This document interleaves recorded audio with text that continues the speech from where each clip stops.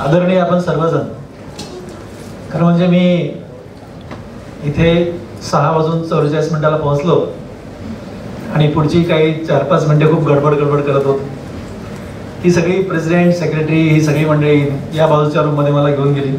मी असं कधीच कुठल्या बाजूच्या रूममध्ये जात नाही, मी सरळ व्यासपीठावर जातो, बोलून पळून जातो. मी त्यांना ते सांगत होतो, असे अनेक प्रसंग त्यांच्याशी मी शेअर केले. जरा वेगळाच माणूस आहे मी. त्यांना सांगत होतो की मी पुढची 40 मिनिटे बोलणार आहे, पळून जाणार आहे. मग ते अध्यक्ष म्हणाले की आमचं सगळंच राहू द्या, आम्ही 10 मिनिटं बोलतो, तुम्ही 30 मिनिटं बोलाल. तुमच्यासाठी सगळी ही मंडळी आलीत. मी असं का म्हणत होतो आणि हा प्रोग्राम कसा झाला, कशा दृष्टीनं मी इथं पोहोचलो. आणि मी आताच याच 28 तारखेच्या रविवारी याच सभागृहामध्ये भाषण देऊन गेलो. आणि साधारणपणे या आमच्या लातूरमध्ये एक दयानंद महाविद्यालयाचं सभागृह आहे, ते सभागृह आणि त्याच्यानंतर हे दुसरं सभागृह आहे. 2 सभागृहात मी सगळ्यात जास्त भाषणं केलेत. माहीत नाही का, पण या दोन्ही सभागृहाने खूप प्रेम दिलं. आणि चौधरी साहेबांचा मला फोन होता की रोटरीची ही व्याख्यानमाला आम्ही चालवतो, या व्याख्यानमालामध्ये तुम्ही यायला हवं. ह्या गणेश उत्सवाच्या दरम्यान आम्ही 10 दिवस व्याख्यानमाला असते आणि तुम्ही यायला हवं. एकदा त्यांनी फोन केला, मी बघून सांगतो. 2दा फोन केला, मी बघून सांगतो. 3दा फोन केला, मी बघून सांगतो. मी जरा जास्त शाळा माणूस आहे, म्हणजे बघून सांगतो. पण ते माणूस आहे ना अत्यंत चेंगट, चेंगट. म्हणजे तुम्हाला काय सांगा, तुम्ही ते बरं काय माहिती बघा, अध्यक्ष महाराज त्यांना काहीतरी बघा. कारण तुम्हाला मॅडमजी खरंच त्यांना बघा, माहिती बघा एवढ्यासाठी ना ह्या माणसाने मला इतके फोन केले की कंटाळून शेवटी म्हणलं हो येतो. म्हणजे माझ्याकडे माणसाने पर्याय ठेवला, कसलाच पर्याय ठेवला नाही. म्हणून हा म्हणजे न सोडणारा हा प्राणी. आणि मग ते असं होतं की नाही तुम्हाला यायला हवं. मग त्यांचे काही छोटे मोठे प्रश्न होते की तुम्ही येणं जाणं कसं करता मला ते कळलं नाही. तुम्हाला काय प्रश्न विचारला मला अगोदर कळलं नाही. पण ते म्हणाले की यायचं काय, मला क्षणभर कळलं नाही, पण तुला मला कळलं की यायचं काय. तर म्हणलं काय नाही, माझी गाडी आहे, मी गाडी घेऊन येतो. मित्र, मी एवढ्यासाठी हा विषय मांडला की मी प्लास्टिक सर्जन आहे. ओके. आणि मी आता सांगताना सांगत होतो की मी दररोज 4:45 म्हणजे 4:44 हा माझा आवडीचा वेळ आहे. पहाटे 4:44 मी काम सुरू करतो. 4:44 22 वर्ष झाली ती 4:44 एकदाही 45 नाही. म्हणून मी आता म्हणत होतो की त्यांना, म्हणजे जेव्हा मी चौधरी सरांना बोलत होतो तर त्यांना मी प्लॅनिंग सांगत होतो की मी 6:45 म्हणजे 6:45 असेल, पण मी 6:45 व्यासपीठावर जाईन, मी बोलेन आणि पुढच्या 40 मिनिटात निघून जाईन. ते म्हणत हा माणूस असा का बोलतो, याला काय वेळ लागलं का, आणि मग का वेळ लागलं हे आता सगळ्यासमोर सांगतो. मला एवढा वेळ का लागलाय. मी 4:44 मी काम सुरू करतो आणि संध्याकाळी 6:30 मी पहिला श्वास घेतो. मित्रांनो, तुम्हाला जर बघायचं ना की 14.25 तास काम न श्वास घेता कसं करता येतं, तर माझ्यासोबत एक दिवस राहा, फक्त एक दिवस राहा. 4:45 ते संध्याकाळचे 6:30 माझ्यासोबत राहा. तुमचं जर 1 किलो वजन नाही किंवा जरा मला विठ्ठलाने म्हणू नका, हे माझं ओपन चॅलेंज आहे. Open challenge, anybody you are most welcome. एक दिवस माझ्यासोबत या. आणि त्याच्यानंतर जर तुम्हाला जर पाहिलं ना तर मला तुम्ही कुठल्याच कार्यक्रम बोलवणार नाहीत, कुठलाच बोलणार. माझी बायको तर मला काय शिवाय घालते काय सांगू तुम्हाला, की म्हणजे एवढा वेळा माणूस बघितला नाही मी.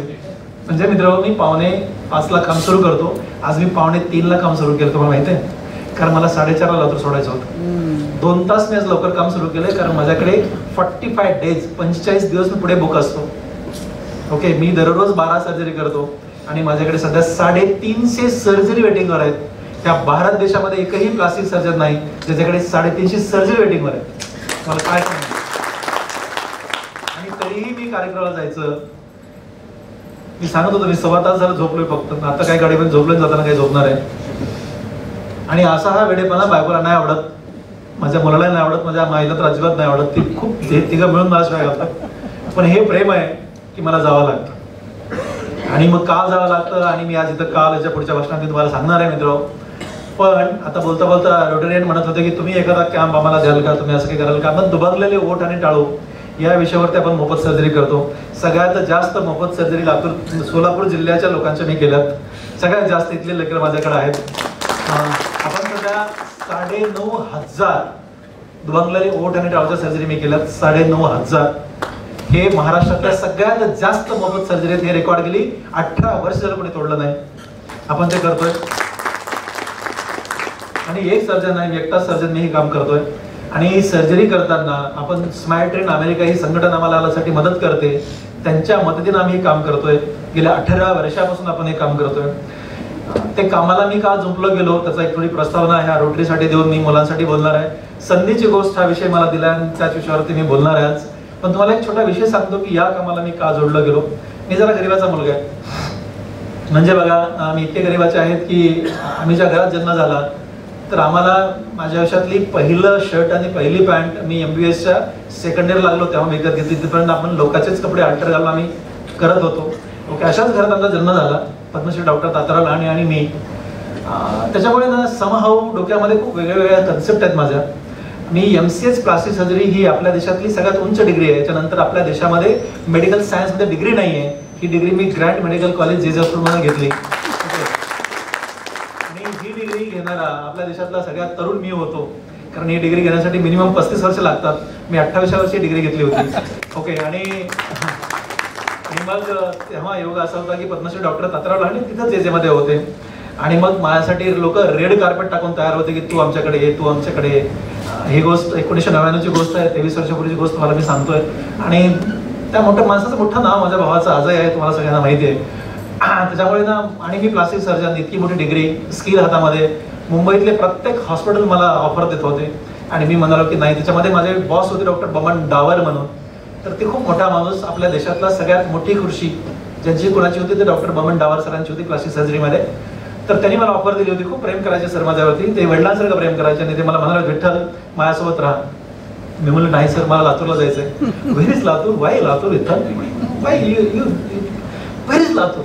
व्हेर इज लातूरचं उत्तरच नव्हतं माझ्याकडे. मी म्हटलं सर, लातूर म्हणजे ते गाव जिथं भूकंप झालाय. कारण 1993 मध्ये भूकंप झाला होता. 1999 ची गोष्ट म्हणजे हार्डली 5-6 वर्षापूर्वी मी सांगत होतो सरांना, oh that is a place and why you want to go there. काय आता तुम्हाला काय सांगावं सर, मी त्या जिल्ह्याचं आहे, मला तिकडे जायचंय. मग दावर सरांनी मला शेवटी म्हणाले विठ्ठल बघ माझ्यासोबत राहा, वर्षभर तुला मी कुठेतरी पाठवतो लंडनला किंवा अमेरिकेत जा वर्षभर आणि परत ये आणि बी विथ मी. खूपच प्रेम करायचा माणूस, 3.5 वर्ष सोबत होतो. Like a father. म्हणजे काय माहित नव्हतं काय हे जुळलं होतं, का विवलन झाली होती माहित नाही. मी एक स्टुडंट होतो, असे सरांकडे कितीतरी स्टुडंट होतो, त्यातला मी एक स्टुडंट होतो. असं काय म्हणजे फार एक्स्ट्रॉर्डिनरी नव्हतो मी. पण काय काय घटना घडली होती सरांनाच माहिती आणि मला कधी कळलंच नाही आणि सरांनी कधी मला नाही सांगितलं. पण तो खूपच प्रेम करायचा, वेळासारखं प्रेम करायचा. आणि मग शेवटी मला म्हणाला सी विठ्ठल, त्यांचं ते विठ्ठल म्हणायचे मला. बघ माझी तुझी शेवटची ऑफर तुला सांगतो की ज्या खुर्चीमध्ये मी बसलोय ती खुर्ची तुझी असेल उद्या. Be here with me. ही जगातली सगळ्यात मोठी ऑफर माझ्यासाठी होती. आणि तरी मी शाणा म्हणालो की नाही सर, मला नाही पाहिजे. मी अगदी सरांच्या अगदी साष्टांग पाया पडलो आणि मी म्हणालो सर, म्हणजे ड्यू रिस्पेक्ट, मी प्रचंड तुम्हाला ह्या विषयाला रिस्पेक्ट देतो. तुम्ही म्हणलात म्हणजे माझी खूप मोठी व्हॅल्यू तुम्ही केलात, पण मला नाही हे करायचं आहे, कारण ना मी गरीबाचा आहे. मला ना ही दावर सरांकडे मी 3.5 वर्ष होतो आणि 3.5 वर्ष मी काय बघत होतो तर जेवढे काही हिरोईन होते त्या काळातले, आमच्या काळातले, हा शब्द जरा समजून घ्या मी काय म्हणतो. तर मी 53 वर्षाचा आहे. मी दावर सरांकडे होतो, आम्ही 27-28 वर्षाचा होतो. तर तेव्हाचा विषय मी सांगत होतो की त्या काळातले सगळे हिरोईन दावर सरांकडे सर्जरीसाठी यायचे. आणि दावर सरांच्या समोर मी बसलो असायचो आणि ते हिरो आली की हिरोईन आली दावर सरांच्या शेजारी बसली की मी दावर सरांकडे बघत नाही, त्यांच्याकडे बघत बसायचो. कारण हे कधी बघायला मिळत नाही. डायरेक्ट पडद्यावरच बघितले असायचे आपण. आणि तेव्हा ते पडदे पण आवडत हो, काय मोबाईल का काय स्क्रीन काहीच नाही, प्रत्यक्ष जावं लागायचं. बरं पिक्चर बघायला पैसे कुठे? अरे काय सांगू तुम्हाला मित्र, म्हणजे बापरे, मला आठवत आहे ना की माझी 12वीच्या सुट्टीमध्ये माझ्या मित्रांनी 2.5 रुपये खर्च करून एक पिक्चर बघितला होता, माझ्या आयुष्यातला पहिला पिक्चर.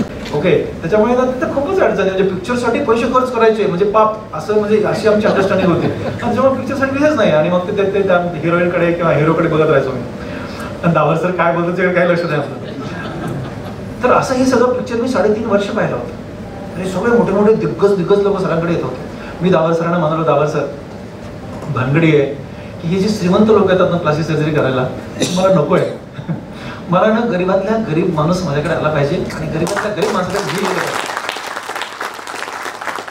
बघा फरक काय, हा श्रीमंत माणूस काय येतोय, कारण ह्या विषयाची माणसं कमी आहेत. ठीक आहे, नंबर 1. नंबर 2, खूप पैसे लोक घेतात. समजा आपणच आहेत ना, ट्रेनिंग तर आपणच घेतली आहे ना, आपणच पैसे कमी घेतोय, विषय संपला घेऊ. असा काय मोठा विषय म्हणजे बघा, ते स्किल द्यायचं की नाही, पुढे देतं 1 लाख रुपयाला, आपण समजा ते 10,000 रुपयाला, काय अडचण आहे? अडचण काय ना, एक्स्ट्रा काम करा, दुसरं काही विषय नाही ना, असं माझं मत आहे सर. मला दावर सरांनी असं एकदा पाहिलं. विठ्ठल तुला कळते तू काय बोलतोस ते? म्हणलं कळत आहे, कारण दावर सरांना मी माहित होतो, दावर सरांना आमचे आई वडील माहित होते, दावर सरांना आमचं कुटुंब माहित होतं, दावर सरांना आमची गरिबी माहित होती. दावर सर म्हणाले विठ्ठल तू माहिती तुला काय बोलतोस ते, तुझ्याकडे ₹1 नाही. 1750 मला स्टायपंड मिळत होतं महिन्याला. तेव्हा माझं लग्न झालं होतं, मला एक मुलगा झालेला होता आणि ते ₹1750 आम्ही 3 जण राहत होतो. 9x9ची रूम होती आमची हॉस्टेलला. ओके, त्याच रूममध्ये आम्ही राहत होतो आणि त्याच रूममध्ये स्वयंपाक करून खात होतो. हे दावर सरांच्या सोबत शिकतानाचा विषय होता. आणि दावर सरांना मी म्हणतो की मला गरीबा ही श्रीमंताची ब्रँच गरिबाकडे घेऊन जायची. आणि दावर मास्तर मग मला झाप झापायला, तुला कळतं का तू काय बोल, तुझ्याकडे ₹1 नाही. विठ्ठल माझं काय म्हणणं नाही, तू जा, बिलकुल जा, पण तुझ्यात खूप चांगली स्किल आहे, तुझ्यामध्ये खूप चांगली ॲबिलिटीज आहे, ते तुला कळत नाही विठ्ठला, ऐक माझं. हे दावर सरांचे हक्क आहे. आणि बी विथ मी, एक 50-60 वर्ष वय इथं होऊ दे, थोडे पैसे कमव, थोडं नाव कर आणि मग जा. मी तुझं जा म्हणण्याला, तू जे म्हणतोस ना त्याला माझा विरोध नाही, पण गो आफ्टर दॅट. एवढं सगळं ऐकून घेतल्यानंतर दावर सर म्हणून नाही सर म्हातारा पण कोणी पण जातो, मला आता जायचंय. त्याच्यानंतर असं म्हणालो आणि दावर सर जाऊन पाया पडलो. बायको, तेव्हा 2 वर्षाचा मुलगा होता, आम्ही सगळेजण पाया पडलो त्या सरांच्या. आणि मी लातूरमध्ये आलो एका उद्देशाने की श्रीमंताची प्लास्टिक सर्जरी गरिबातल्या गरिबापर्यंत घेऊन जायची, मला सांगत होतो मित्र. आणि मग त्याचा दुसरा एक उद्देश होता माझा लातूरला येण्याचा. आणि ते म्हणजे ना, आम्ही 3 भाऊ आणि 4 बहिणी असा आमचा परिवार आहे. त्याच्यामध्ये ना काय झालं की सगळ्या बहिणींच्या घरी गेल्या. मोठे भाऊ मुंबईमध्ये सेट झाले, मधला भाऊ वी लॉस्ट हिम, आणि मग मीच होतो. आणि मग मायांना गावाकडेच राहायचे आणि ते काय मुंबईला तयार नव्हते. मी जरा आईवडिलांचा माहीत नाही पण मला खूप आवडतात, सगळ्यांच आवडतात, पण मी जरा वेडा आहे आईवडिलांसाठी. आणि वेडा म्हणजे खूपच वेडा माणूस आहे मी. मला दररोज माझ्या मंदिर झोपायचं असतं आजही. तशी मी जगू शकत नाही, मला माहीत नाही, आय डोंट नो. मी असा बेचैन होऊन जातो, बेचैन तिच्या मांडीवर नाही झोपलो. त्याच्यामुळे ते एक अट्रॅक्शन आहे माझा, प्रचंड अट्रॅक्शन आहे. आणि मग मला असं खूप मी मायांना कन्व्हिन्स केलं की या अण्णा म्हणाले हे बघ आम्ही कधी पण येतो, पण राहण्यासाठी मुंबईत येणार नाही, बिलकुल नाही. कारण हे बघ एवढं वय झालंय, आता मी म्हातारे झालो, त्या गावात राहिलो, छोटंसं मंदिरात जाऊन देवाला पाणी घाला, शेतात जा, गुरंढोरं बघा, असा विषय गेलोय. आम्ही शहरात नाही राहू शकत आणि आम्हाला चांगलं जगायचं असेल ना, आम्हाला शक्तीतच राहू दे. हा शब्द खूप मोलाचा होता आणि पटला. माझी बायको, आणखी एक चांगला विषय, माझ्या माईची माझ्या बापाची सख्खी मैत्रीण आहे. म्हणजे अशी मैत्री या जगात होणं शक्य नाही. मी ना खूप तृप्त माणूस आहे, मी कशावर जळत नाही. मला वाटतं की मला देवाने खूप जास्तच दिलं, माझ्या पात्रापेक्षा जास्त दिलं. पण एका गोष्टीवर जळतो, ती म्हणजे माझ्या माय बाप आणि माझ्या बायकोच्या मैत्रीवर मी जळतो. सिरियसली जळतो यार, काय माहिती आहे का तुम्हाला सांगू. मला म्हणजे ते तिघं इतकेच एकत्र आहेत ना, बाबा मला खूप जळ होतं, मला पित्तच व्हायला लागतं. त्यांचं प्रत्येक गोष्ट एकमेकाला सांगत राहते, प्रत्येक गोष्ट. मग माझी बायको शेवटी मला म्हणाली मायांना येत नाहीत ना, आपणच आहोत त्यांच्याकडे, बायकोच माणसं ऐकतात ना. तर मग तिने जास्त कन्व्हिन्स केलं बायकोने माझ्या, कारण तिचंही मायांनाशी प्रचंड अटॅचमेंट होती, प्रचंड अटॅचमेंट. म्हणजे माहित नाही मला, कधी कधी असं वाटतं की मी त्यांचं लेकरू आहे का ती त्याची लेकरू आहे, हा मला प्रश्न सुटलेलाच नाहीये. पण त्या अटॅचमेंटच्या दृष्टीनं आम्ही लातूरमध्ये आलो. 2 कारणं. एक होते की श्रीमंताची ब्रँच प्लास्टिक सर्जरी गरिबापर्यंत घेऊन यायची, मायांनासोबत राहायचं. योग आला. आमचं गाव तिथून हार्डली 35-30 किलोमीटरवरती आहे. मग संडे बिंडे एन्जॉय करणे, मजा आली. मग सगळी मी तुम्हाला सांगत होतो की दुभांगलेले ओठ आणि टाळू हा विषय बोलत होतो. आणि मग आमच्या दवाखान्याचा पहिला वर्धापन साजरा करायचा. आमची अडचण अशी सर, आम्ही लातूरमध्ये आलो, मी बँकेत गेलो, एका बँकेत गेलो, 2 बँकेत गेलो, 3 बँकेत गेलो, 4 बँकेत गेलो. आज उद्योग बँक इथं असं ऐकलं, मला खूप बरं वाटलं. एवढ्यासाठी बरं वाटलं ना की तुम्हाला सांगतो, मी 12 बँकेत गेलो. मला कर्ज पाहिजे होतं, मला प्रॅक्टिस सुरू करण्यासाठी कर्ज पाहिजे होतं, कारण आमच्याकडे पैसे नव्हते. मी दादांच्या पाया पडून येताना फक्त त्याच्या पाया पडलो. दादांना म्हटलं की तुम्ही जे असं ताठ मानेनं डोळा घालून बोलता ना, त्या आयुष्यभर तसंच बोलता येईल हे मी तुम्हाला प्रॉमिस करून जातो. तुमची मान कधीच खाली माझ्या वागण्याने जाणार नाही हे तुम्हाला प्रॉमिस करतो, असं म्हणालो. त्यांच्या पाया पडून निघालो. इतकंच त्यांचे मला आशीर्वाद होते. त्यांच्याकडे पैसे नव्हते. मग मला शेवटचा 2 महिन्याचा स्टायपंड म्हणून कधी 3,500-4,000 रुपये मिळाला होता, ते खिशामध्ये होता. आणि मी लातूरला आलो आणि प्रॅक्टिस सुरू करायची. एक जणाचं मित्राचे 2 लाख रुपये घेऊन ते डिपॉझिट एका जागेला दिलं एवढूशा. आणि बँकेत काही भरायचे पैसे म्हणून आम्ही थोडेसे ठेवले. एक भाड्याने जागा घेतली छोटीशी, बघा कसं. आणि बँकेत गेलो. कशाला? कर्ज मागायला. 12 बँकेत गेलो सर, मला एकाही बँकेनं कर्ज दिलं नाही. का माहिती का? प्रत्येक बँकेने एक प्रश्न विचारला की तुमच्याकडे मॉर्गेज करण्यासाठी बँकेत गहाण ठेवण्यासाठी काय आहे माझ्याकडे? सायकल पण नाही, काय देऊ, काय देऊ यार मला. मी मग एका मात्र मॅनेजरला म्हणालो, तुम्हाला कळतं का मित्रा, डॉक्टर विठ्ठल लहानेकडे भारत देशातली सगळ्यात उंच मेडिकल सायन्स मधली डिग्री आहे. हा डिग्रीचा एकच माणूस, एकच, तेव्हा मी एकटाच त्या लातूरमध्ये होतो डिग्री घेतलेला माझा, एकच माणूस. ह्या 7 जिल्ह्यातून एवढी मोठी डिग्री माझ्याकडे आहे आणि तुम्ही मला एवढंसं कर्ज देत नाहीत. किती मागतोय तुम्हाला मी? 3,06,000चं मी कर्ज मागत होतो आणि मला दिलं नाही. शेवटी तो मॅनेजर म्हणाला, आणि तुम्ही अदरवाईज घेऊ नका, तुमच्या डिग्रीचा मी कदर करतो, आदर करतो, तिचा रिस्पेक्ट करतो, पण बँकेच्या नियमाप्रमाणे मॉर्टगेज केल्याशिवाय तुम्हाला कर्ज मिळत नाही. मित्रांनो, तुम्हाला सांगतो मी, तिथपर्यंत त्या दिवसापर्यंत, ही गोष्ट आहे मार्च 2000ची, तिथपर्यंत ना मी असं नेहमी म्हणायचो की गरिबी ही स्ट्रेंथ असते, गरिबी ही स्ट्रेंथ असते. पद्मश्री डॉक्टर तात्याराव लहाने, विठ्ठल लहाने दोघंही या पोस्टवरती पोहोचले कारण आम्ही गरीब होतो आणि आम्हाला ती गरिबी नको होती.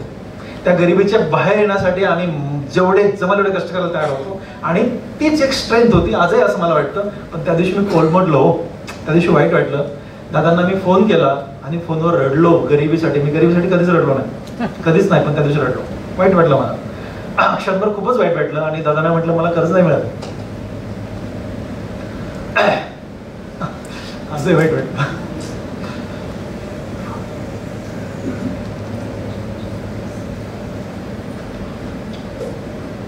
आणि मग दादांनी, don't worry, I will argue something. आणि मग दादांनी काय केलं की त्यांचा एक मित्र पाठवला आणि त्या बिचारा मित्र दुसऱ्या दिवशी मला शोधत आला आणि त्यांनी त्याची 16 एकर जमीन माझ्या नावावर लिहून दिली.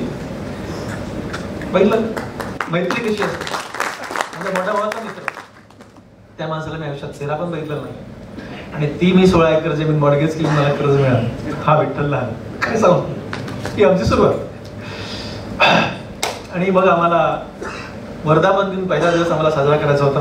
पण एक गोष्ट छान होती, मी पहिल्या दिवशी ओपनिंग केली. मी पहिला दिवस 21 मे 2000 ओपनिंग केली आणि 22 मेला मी 3 सर्जरी केल्या होत्या. दुसऱ्या दिवशी मी 3 सर्जरी केल्या होत्या. 3 पेक्षा कमी सर्जरी मी कधीच केल्या. आता मी 12 सर्जरी करतो, माझ्याकडे 350 वेटिंग आहे. त्यामुळे काम आहे ना, पहिल्या दिवशीच माझं काम सुरू झालं होतं. पण त्याला मात्र कधी वेटिंग नाही आली, काय देवालाच माहिती काय काय करत होतं ते. मग आम्ही वर्धापन दिन साजरा करायचं ठरवला. पहिला काय करायचं, माझी बायको माझा भूलतात नाही, हे आमचे 2च माणसं आमच्या हातातले. माझी बायको म्हणाली क्लिपलिप म्हणजे दुभंगलेली ओठ आणि टाळू या व्यंगावरती काय मोफत सर्जरी करून साजरा करू. आम्ही आपल्याला छोटीशी बातमी दिली, पुढे मोठे पेशंट आले. आम्ही इतके गरीब की आम्ही आपल्या इकडून तिकडून काहीतरी जमून फ्री करायचं म्हणजे पैसे लागतात हो. इतकं सोपं काम नाही बघा. त्याला फुल द्यायची, त्याला फुलीची औषधं, ऑक्सिजन, ह्या सगळ्याच गोष्टी लागत राहतात. मग हे कसं करायचं. मग आमची कशी तयारी होती, काय मी कुठल्या काही मेडिकलच्या कंपनीकडनं याच्याकडनं त्याच्याकडनं आम्ही थोडं मेडिसिन वगैरे जमवून एक 10 पेशंट तयारी केली होती. पण एकदाच 200 पेशंट आले. पण अडचण अशी की हे 10 कुठली सिलेक्ट करायची, बाकीच्याला काय म्हणायचं. म्हणजे आम्ही इतके परेशान ना, म्हणजे आम्ही आपलं नवरा बाबा एकमेकडे बघायला काय म्हणायचं. तर मग आम्ही ठरवलं की जे जास्त मोठे झालेत ना लेकरं, ज्यांना खूप जास्त मोठे व्यंग झालेत, लग्नाच्या अडचणी यायला लागल्यात, असे सिलेक्ट करू आणि जे लहान आहेत त्यांना पुढच्या वर्षी करू. असं प्लॅन केला. मग 10 सिलेक्ट केले, 10 ऑपरेट केले. मग पुढच्या वर्षी पुन्हा भीत काय करायचं. बरं, आमच्या डोक्यात इतक्या काही विषय ना की काही करून गरीबात लोकांपर्यंत पोहोचायचं, कसंही करायचं पण पुढच्या वर्षी पण थोडेसे आमच्याकडे जरा पैसे जमले होते. थोडे करत मग आम्ही काय केलं की 25% केले. दुसऱ्या वर्षी 25% केलं. 2 दिवस ऑपरेट केलं मस्तपैकी. तिसऱ्या वर्षी 25 केलं, पण पुन्हा 400 आले होते. आता काय करायचं. तिसऱ्या वर्षी, चौथ्या वर्षी थोडं वाढवत गेलो, पण काय जमना. पेशंटचा नंबर वाढायच लागला, व्यंग घेऊन बसायला लागले, जमना. म्हणून मग मी स्माइल ट्रेन नावाची संघटना आहे, अमेरिकेत काम करते, चॅरिटेबल संघटना आहे. तर ते ह्या दुभंगलेल्या ओठ आणि टाळूच्या ऑपरेशनसाठी मदत करतात हे मला कळलं. आणि त्याच्यातली एक चांगली गोष्ट काय कळली की ह्या भारत देशामध्ये जे मेडिकल ॲडवायझर असतात ना, त्याचा दावरसर आहे हे कळलं. त्याच्यावरची आपलं काम झालं यार. म्हणजे आता एवढा प्रेम करणारा माणूस आणि हे कळलं की दावरसर त्याचे ॲडवायझर आहेत. म्हणजे मेन 95 देशामध्ये हे लोक काम करतात, पण भारत देशातला मुख्य माणूस दावरसर त्या संघटनेचा. बस मला आपला काम हो गया. मग 1 मेल लिहिला, दुसरा मेल लिहिला, तिसरा मेल लिहिला, चौथा मेल लिहिला. मी 250 मेल लिहिले. माहिती 250. मला पाहिजे ना, मला मदत करा, फक्त मला मदत. काय मदत करा, हे लागणारं सामान घेऊन मी फ्री करायला तयार आहे, फक्त मला त्याला पैसे नाही. बाकी मी सगळे फ्री, माझ्या सर्व्हिस त्याला फ्री देणार आहे, माझं हॉस्पिटल फ्री द्यायला तयार आहे, माझे ऑपरेशन फ्री करायला तयार आहे, सगळं फ्री करायला तयार आहे. त्या सतीश कालार नावाचा एक माणूस होता. सतीश कालार स्माइल, आपले इंडियन आहेत, ते दिल्लीत राहायचे, पण स्माइल ट्रेनवरती डायरेक्ट होऊन काम करायचे. आणि मग ते अमेरिकेत न्यूयॉर्कमध्ये राहायचे. न्यूयॉर्कवरून मला फोन आला. लँडलाईन तेव्हा काही मोबाईल नव्हते, जस्ट मोबाईल आले होते. तुम्हाला सांगतो मी, त्याचा फोन आला 2003-04 मधचा विषय, आणि ते म्हणे you are MCH? Yes I am MCH. आणि what are you doing in Latur? अरे बरं, म्हणजे असे प्रश्न काय विचारायचे, म्हणजे मी मोठी डिग्री घेतली म्हणजे लातूरमध्ये येऊन याचं कुठं लिहिलं सर? मला कळतच नाही काय, म्हणजे मला पडलेला अनेक वेळा प्रश्न आहे की मोठी डिग्री माझ्याकडे असल्यानंतर मुंबईतच राहा असं कोणी लिहिलंय, कुठल्या पुस्तकात लिहिलंय हे तरी सांगा ना मला म्हणे from where you are computer MCH in classes. म्हणलं जे grand medical your student of grand medical college Mumbai. म्हणलं yes I am student of grand medical. मग ग्रँड मेडिकल कॉलेज स्टुडंटचा झाला म्हणजे त्यांना लातूरमध्ये यायचं नाही, कुठल्या भाषेत मला कळलं. मी म्हणलं sir why you are there in Latur? मी म्हणलं बघा व्हेर इज लातूर, त्याचा पुन्हा प्रश्न. आता काय सांगू, त्यांचा पुढचा एक प्रश्न खास होता की which airline operates at Latur.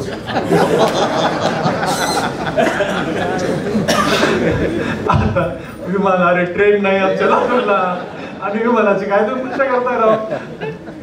म्हटलं sorry there is no airline. अच्छा, मग त्या कसं यायचं? मी म्हणलं you have to either come through Delhi or come to Mumbai, come down to Solapur and I will organize for the taxi. एवढाच एक विषय होऊ शकतो. ते म्हणे तुम्ही काहीच ऑर्गनाईज करू नका, मी ऑर्गनाईज करतो आणि मला यायचं आहे लातूरला. कारण त्यानंतर 150 मेल बघितले नाही एकदाच, कोणतरी वेळा माणूस आहे म्हणून. ते लातूरमध्ये आले, माझ्या हॉस्पिटलला भेटले, मला पाहिलं त्या माणसाने, तो फक्त माझ्याकडे बघत होता, फक्त माझ्याकडे बघत. तुम्हाला लिटरली सांगतो 2.5 तास आम्ही सोबत होतो. 2.5 तासामध्ये 2.5 वेळाच बोलला असेल तो, 2.5 वेळाच फक्त बघायला लागला. आणि मग शेवटी मला म्हणे यू आर रिअली मॅड.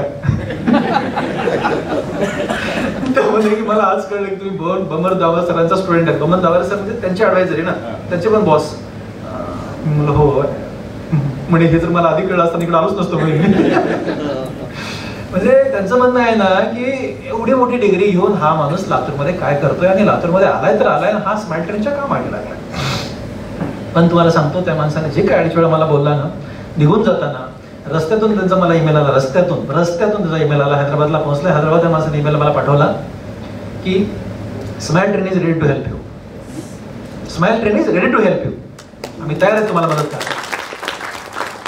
न्यूयॉर्कवरून बाकीचे पत्र वगैरे आले, आणि ते 28 ऑक्टोबर 2004 आले होते, आणि मी 4 डिसेंबर 2004 पासून हे काम सुरू केलं मित्र.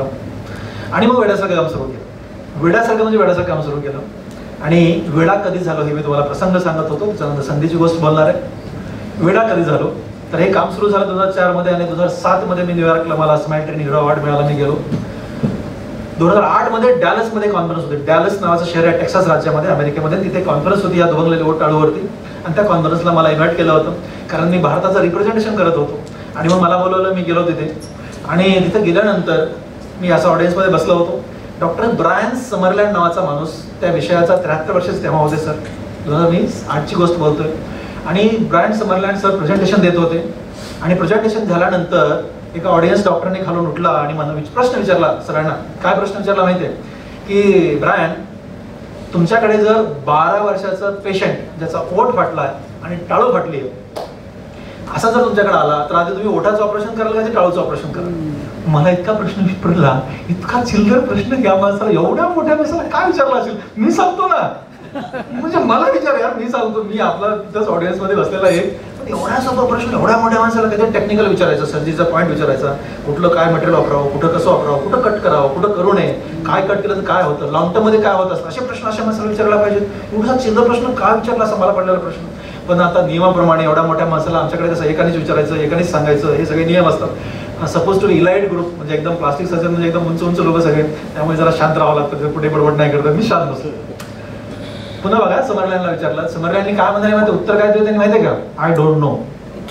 आय डोंट नो, मला माहित नाही. आता मात्र उठायलाच पाहिजे असं वाटलं मला. मला माहित नाही, मला माहित आहे ना, म्हणजे मला माहित आहे ना, मला माहित नाही तर चला आपल्याला माहिती आहे. मला असं मना वाटलं तेवढ्यात त्यांनी सब क्वेश्चन विचारला की what do you mean, what do you mean म्हणजे काय? डॉक्टर समरलँड सरांचे उत्तर दिलं ना बघा, ते फार अडचणीचं उत्तर दिलं. मला माहित नाही. त्यांनी जे उत्तर दिलं ते उत्तर असं दिलं बघा, ते काय म्हणाले की आमच्या देशामध्ये गर्भाशयामध्ये सोनोग्राफी होते, गर्भाशयात बाळ असताना सोनोग्राफी होते आमच्या देशामध्ये. म्हणजे ते युकेचे आहेत, US मध्ये कॉन्फरन्स होती. गर्भाशयात बाळ असताना सोनोग्राफी होते. आम्हाला गर्भाशयातच कळतं की याचा ओठ फाटला किंवा टाळ फाटली आहे, ते आम्हाला कळतं. तेव्हाच आम्ही आईवडिलांची काउन्सिलिंग करतो, ह्या लेकराला पुढे काय काय करायचं ते. 3 महिने झाल्यानंतर 3 महिने वय झाल्याचे मोठाचं ऑपरेशन करतो, 10 महिने ते 12 महिने टाळूचं ऑपरेशन करतो. आणि म्हणून आमच्या देशामध्ये 12 महिन्यानंतरचा असा पेशंट नाहीये. त्याच्यामुळं मला याचं उत्तरच माहित नाहीये. तुम्हाला सांगू मित्रा, मी जेव्हा आता बोलताना तुम्हाला म्हणत होतो की मी कॅम्प करताना कसे करायचो, मोठे मोठे करायचो, लहान लेकरांना ठेवायचं. मी ज्या दिवशी अमेरिकेत गेलो होतो ना, त्या दिवशी जाताना म्हणजे 2 दिवस अगोदर 70 वर्षाच्या पेशंटवरती ओठाचं ऑपरेशन करून गेलो होतो. किती? 70 वर्ष. हे 70 वर्ष हे व्यंग घेऊन हा माणूस फिरत होता, कारण त्याचे ऑपरेशन करायलाच कोणी नव्हतं. कसं होतं बघा, ओठाचं ऑपरेशन करा किंवा टाळूचं ऑपरेशन करा, कुठलंही ऑपरेशन करणं हे टेक्निकल काम आहे, प्रचंड टेक्निकल काम आहे. आणि हे करायला खूप टेक्निक लागतं. आणि हे टेक्निक असणारी माणसं खूप कमी असतात. आणि तेही कुठं दिल्लीमध्ये, मुंबईमध्ये किंवा पुण्यामध्ये, नागपूरमध्ये काही लोक तिथपर्यंत आपण जाऊ शकत नाही. गेलो तर किती पैसे आपण खर्च नाही करू शकत. म्हणून हे लोक व्यंग घेऊन फिरायचे. आणि म्हणून 12 वर्ष तर मी दररोजच करायचो. डॉक्टर समजल्याने उत्तर दिलं की आमच्या देशामध्ये 12 महिन्यापेक्षा मोठा अशा प्रकारचा व्यंगाचा पेशंटच नाही. तुम्ही असं ऐकलं का की 180 डिग्री डोकं फिरणं ऐकलं? 180 डिग्री डोकं फिरणं ऐकलं ना? माझं त्या दिवशी 360 डिग्री डोकं फिरलं. मी कुठं राहतोय, मी कुठून आलोय, माझ्या देशात मी काय करतोय, माझी इतकी उंच डिग्री, ह्या डिग्रीचं एवढं जगभर कौतुक, ह्या डिग्रीचा काय फायदा आहे, असे अनेक प्रश्न. कारण मी खूप इमोशनल माणूस आहे. मी खूप खूप जास्त माझ्या भावना लगेच बाहेर यायला लागतात आणि मला खूप त्रास व्हायला लागला. तुम्हाला सांगू का, मी कॉन्फरन्सच्या रूम मध्ये बसून त्या खुर्शीत बसून रडत होतो. मला इतकं वाईट वाटत होतं की मी कुठे आहे. आणि मग तिथून मी न्यूयॉर्क मेडिकल युनिव्हर्सिटीमध्ये काम करायला काही दिवस गेलो. तिथंच न्यूयॉर्कमध्ये काही दिवस मला डॅलसवरनं माझा एक मित्र, त्या माझ्या बायकोचा भाऊ तिथं वेस्ट पाम बीचला राहतोय, त्याच्याकडे काही 2 दिवस सॅटर्डे संडे गेलो. मग मंडेपासून मी न्यूयॉर्क मेडिकल युनिव्हर्सिटी एक मोठी युनिव्हर्सिटी आहे, तिथं काम करायला गेलो काही दिवस. आणि ते काम झाल्यानंतर मग न्यूयॉर्कवरनं मी परत येणार होतो. न्यूयॉर्क येण्याच्या अगोदर मी पुन्हा माझ्या मेहण्याकडे गेलो आणि तिथून वेस्ट पाम बीचवरनं न्यूयॉर्कवरनं मुंबईत येणार होतो. तर न्यूयॉर्कला जेव्हा आलो ना मी, तर माझ्याकडे 9 तास पुढे होते वेळ. म्हणजे आपलं फ्लाईट संध्याकाळी आहे, मी दुपारी इथे पोहोचलो, मधले फ्लाईट नव्हते जरा. तिथे मी पोहोचलो आणि 9 तास माझ्याकडे होते. तुम्हाला सांगू सर, त्या 9 तासात मी काय करावं, नुसते पत्र लिहिले. कुणाला? आपल्या महाराष्ट्रातल्या सगळ्या जिल्हाधिकाऱ्यांना, सगळ्या जिल्हा परिषद सीओना, सगळ्या DHO डिस्ट्रिक्ट हेल्थ ऑफिसरना, सगळ्या सीओना, PHCच्या मेडिकल ऑफिसरना. तुम्हाला पण रोटरीच्या लोकांना पण तुम्हाला आठवत असेल तर 2006 मध्ये हे जर कधी तुम्ही बघितलं तर तुम्हाला सगळ्या रोटरी, सगळे लायन्स, सगळ्या लोकांना पत्र लिहिले तिथे बसून, मेल केले सगळे पत्र.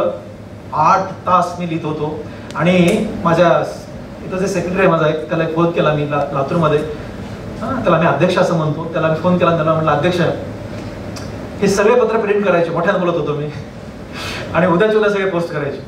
तो हळूच म्हणतो, हो सर करतो, पण तुम्ही एवढं रागारागानं का बोलताय, एवढ्या रागारागाने काय बोलताय? म्हणलं तिथं आलाच मी तुला सांगतो मला राग कशाचा आलाय ते, असं तुला काय सांगू. आणि that was a day in my life. तो दिवस माझ्या आयुष्यातला असा दिवस होता ना की ज्या दिवशी मी ठरवलं की मला डेव्होट करायचं, डेडिकेट करायचं, या विषयाला घेऊन खूप वेगळंच काहीतरी करायचं. मी लातूरमध्ये आलो आणि काम सुरू केलं, वेड्यासारखं काम सुरू केलं 2008 मध्ये. तिथपर्यंतही करत होतो पहिली 4 वर्षे, पण 8 मध्ये मी असं खूपच काम सुरू केलं. अडचण अशी झाली की बघा, मला असिस्ट करायला खूप चांगला माणूस लागतो. त्याच्यातून टाका आहे ना, ते दुर्बिणीतून बघायला लागतो. आपल्या केसाच्या 10 पट लहान टाका असतो, एवढं ते शिवायचं असतं. आपल्या केसाचा 10 पट लहान असा तो टाका असतो. त्याला एक मायक्रोस्कोप लूप्स लावून मी सर्जरी करायची असते. तर ते देणारा माणूस इतका टेक्निकल पाहिजे ना की माझा असा हात वर केल्यास काय त्याला माहित असलं पाहिजे. मी एखादा दुसरा माणूस असा ट्रेन केला की तो पगार मागायचा जास्तीचा. आता कुठून घेऊ यार, चॅरिटी मागून लोकांना भेट मागून काम करतो, देऊ कुठून? मी त्याला देतो पैसे, देतच नाही असं नाही, पण त्याच्यापेक्षा जास्त नाही देऊ शकत यार. ऐकून घे ना, आपण असं करू, हो म्हणायचं आणि पुन्हा यायचंच नाही. मग हे सगळं माझ्या बायकोनी पाहिलं. तो किती बघा, मला एकच मुलगा आहे, तो डे बोर्डिंग स्कूलमध्ये गेला, माझी बायको फ्री व्हायची, ती डेंटिस्ट आहे. मग तिला त्याच्या मनामध्ये हे सगळे इमोशन्स, तिला माहित होतं मी काय काय चाललंय ते. आणि ती म्हणाली, डोंट वरी, मी तुमच्यासोबत असेल आणि सगळ्या सर्जरी मी तुम्हाला असिस्ट करतो. माझी बायको असिस्टंट झाली. मला कधी सोडून जाणार नाही किंवा मी तिला सोडणार नाही. कसं म्हणजे तिला पगार वाढवायची गरज नाही. माझा भूलतज्ञ माझा पार्टनर आहे हॉस्पिटलचा. म्हणजे आमची टीम तयार झाली. डॉक्टर राजेश शहा माझा पार्टनर आहे, कल्पना लहाने माझी बायको आणि मी, आम्हा तिघांची टीम तयार झाली. आणि ही टीम कामाला लागली.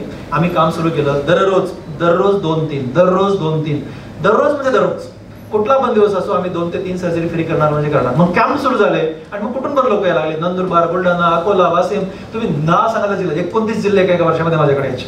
आपल्याकडे 30 जिल्हे. आणि मग आम्ही असं वेळेचं काम केलं. बसने लोक यायचे, बसला शिफ्ट जाताना आम्ही नारळ फोडायचं, ते लोक रडायचे आमच्याकडे बघून, आम्ही रडायचो. खूपच असं म्हणजे हे असं काही काम सुरू झालं मित्र. आणि पुढचे 10 वर्ष आम्ही नॉनस्टॉप काम केलं. आणि आता गेल्या 18 मध्ये, कोरोनाचे 2 वर्ष अगोदर, 18 पासून एक वेगळी गोष्ट माझ्यासाठी घडली आणि ते तुम्हाला सांगतो. 18 मध्ये पहिला पेशंट, पण आता 18 मध्ये माझ्याकडे पेशंट आला, हातामध्ये सोनोग्राफी रिपोर्ट घेऊन आला. सोनोग्राफी रिपोर्ट घेऊन 18 मध्ये माझ्याकडे पेशंट आला. सातत्यानं पहिली 4 वर्ष आणि ही पुढची 10 वर्ष, 14 वर्षे सातत्यानं दररोज हे काम केल्यानंतर हातात सोनोग्राफी करून एका दिवशी ओपडीमध्ये मी बसलेला होतो. मी पेशंट बघत होतो. एक पेशंट आला, सर काय तुमचं काय? मी कसं असं एकदा 10-12 पेशंट घेऊन बघतो. मी जरा वेगळाच डॉक्टर आहे. एक पेशंट घेऊन बघू शकत नाही मी. म्हणजे आमच्याकडे लॉट सिस्टीम आहे. मी एकदाच असे 15 पेशंट, त्याचे 40 नातेवाईक. माझ्या बसलेल्या रूममध्ये एकदा 50 लोक असतात. ते संपले दुसरा लॉट सिस्टीम असते. कोणाला खूप पर्सनल बोलायचं असतं ते लॉटच्या शेवटी ठेवतो. म्हणजे भांडणच खूप वेगळे आहे. कारण मला इमानदारीची प्रॅक्टिस करायची आहे. मला असं वाटतं की मी पेशंटकडे 1 रुपया जास्त घेतो, मला पाप लागेल. मी आयुष्यात एक शब्द पेशंटला खोटं बोलणार नाही, 1 रुपया कधी जास्त घेणार नाही. असं करायचं नाही, आपल्याला कधीच नाही करायचं. मरेपर्यंत इमानदारीत मरायचंय, हे माझे काय तत्व आहे. त्यामुळे मला असं काहीच नाही वेगळं सांगा, तुला वेगळं सांगा, असं काहीच करायचं नसतं. मी सगळ्यांना समोर सांगत राहतो. मग एका त्या ओपडीत बसल्या एक सोनोग्राफी रिपोर्ट घेऊन एक लेडी येते माझ्या ओपडीमध्ये. सर तुमचं काय? नाही सर, आमचं माझ्या पोटात बाळ आहे, त्याची सोनोग्राफी. म्हणलं काय तुझ्या बाळा? नाही, सोनोग्राफीला सांगितलं की बाळाचा ओठ फाटला आणि टाळू फाटली. म्हणलं वा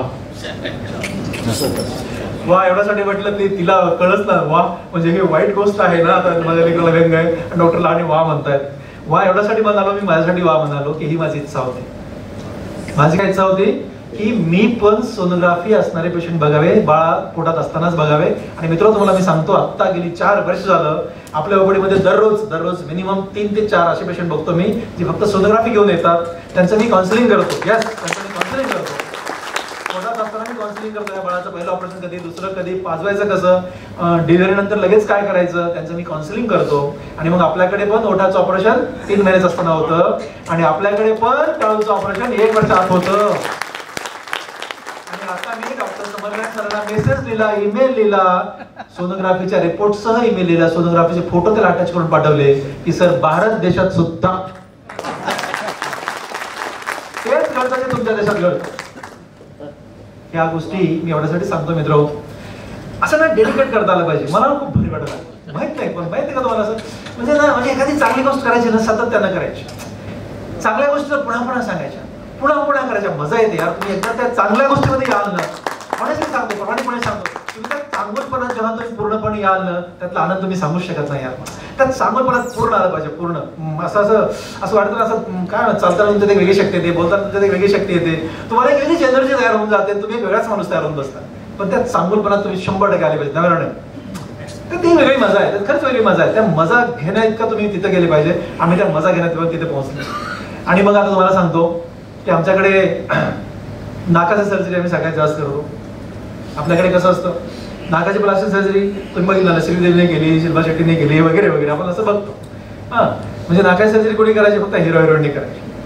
आमच्याकडे एक माणूस आला आणि मला म्हणाला, सर ही मुलगी आहे, एकदा पाहुणे आले पाहून गेले, 2दा पाहुणे आले पाहून गेले, 3दा आले पाहून गेले, पण काही उत्तरच दिलं ना. मग ह्या एकदा लेकीचं लग्न झालं ना, मी मला रिकामा झालो, मला एकदम कसतरी होतं, माहिती का, खूप कसतरी होतं. मी विचार करतो, ही माझी मुलगी असते, ही माझी छोटी बहीण असते, मी काय केलं असतं. आणि मित्रांची उत्तर अशी असतात ना. दावर सर माझा बॉस होता, तो माणूस फक्त नाका सर्जरीसाठी प्रसिद्ध होता. योग किती छान होते बघा. मी नाका सर्जरी कधीच करायची नाही असं ठरवून आलो होतो, कारण त्याला खूप पैसे लागायचे. 1997 मध्ये एका मोठ्या हिरोईनवर दावर सरांनी सर्जरी केली होती, 18 ऑगस्ट 1997 या दिवशी. आणि तेव्हा मी दावर सराचा 3रा असिस्टंट होतो. आणि त्या दिवशी या सर्जरीला 12 लाख रुपये लागले होते. 1997. आता किती? नका मोजू पण नका, सिरियसली. म्हणून तेव्हापासून ही सर्जरी आपल्याला करायचीच नाही, ही श्रीमंताची सोडून आलो होतो, मी सोडून आलो होतो. पण हे असा माणूस आला, फाटकीत होती, 2 ठिकाणी फाटली, अशी फाटकीत होती, माझे पण अन्न घालायचे, आमचे वडील घालायचे. मग मला तो क्षण एकदम कसतरी होऊन जातो. आणि नाही बस, आपण काहीतरी करायला पाहिजे, काहीतरी करायला पाहिजे. म्हणून मी त्या मुली सर्जरी करून दिली. किती पण द्या पैसे, पैसे हा विषयच नाही, किती पण द्या. आम्ही आजही, तेव्हा तर फारच कमी घेतले होते, आजही आम्ही एक साधारणपणे 80,000 रुपये आजही, आज हो 3.5 तास सर्जरी चालते, 3.5 तास, त्याच्यावर साधारणपणे 79,000 रुपये खर्च होतो. मी 80,000 रुपये घेतो. मला माहिती आहे मी कसं करतो. त्या मुलीची मी सर्जरी केली आणि 3-4 महिन्यानंतर तो माणूस पत्रिका घेऊन आला कुंकू लावून आणि साहेब म्हणे, देवाला वाहण्याच्या अगोदर मी तुम्हाला वाहणार आहे.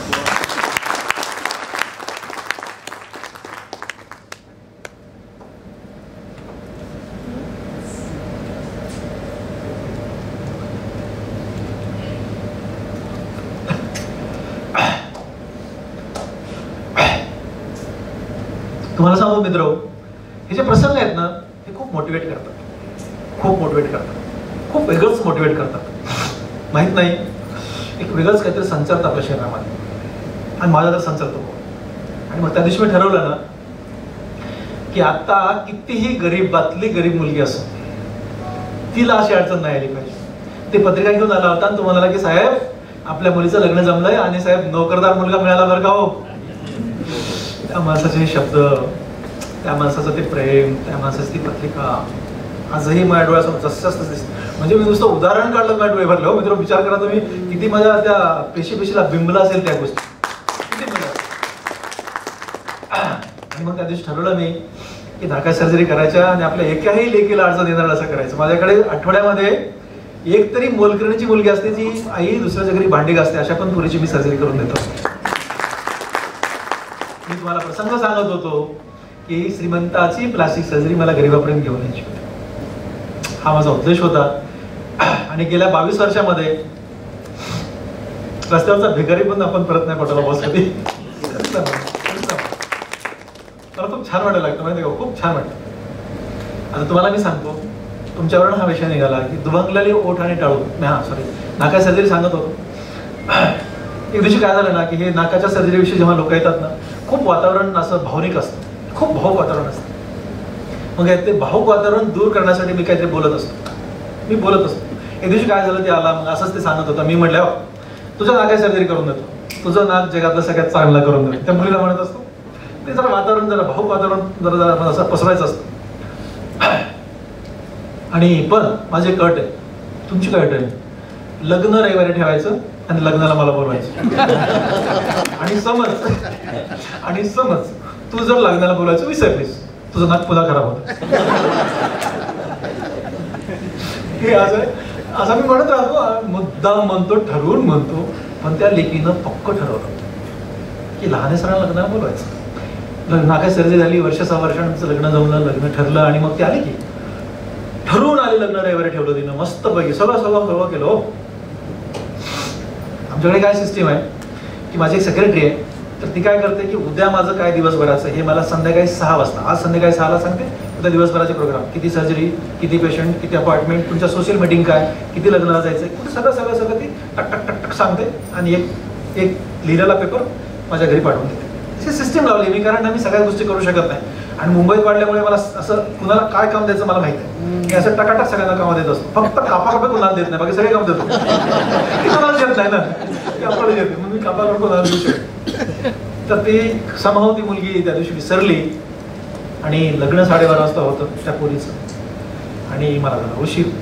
आणि पुन्हा ह्या संध्याकाळी पूर्ण दुसऱ्या दिवशी बघताना सॉरी काय झालं, कधी चुकत नाही बरं, म्हणजे 9 टाइम चुकत नाही ती पोरगी. म्हणजे तिला एवढ्या असतानापासून मी सांभाळलंय, तिचं लग्न मी करतो, तिच्या लेकराचं लग्न मी करून देत होता. म्हणजे माझ्याकडे आलेला प्रत्येक माणूस झाडून काढणारी मावशी पण तीच आहे, जी पहिल्या दिवशी होती. 22 वर्ष तीच.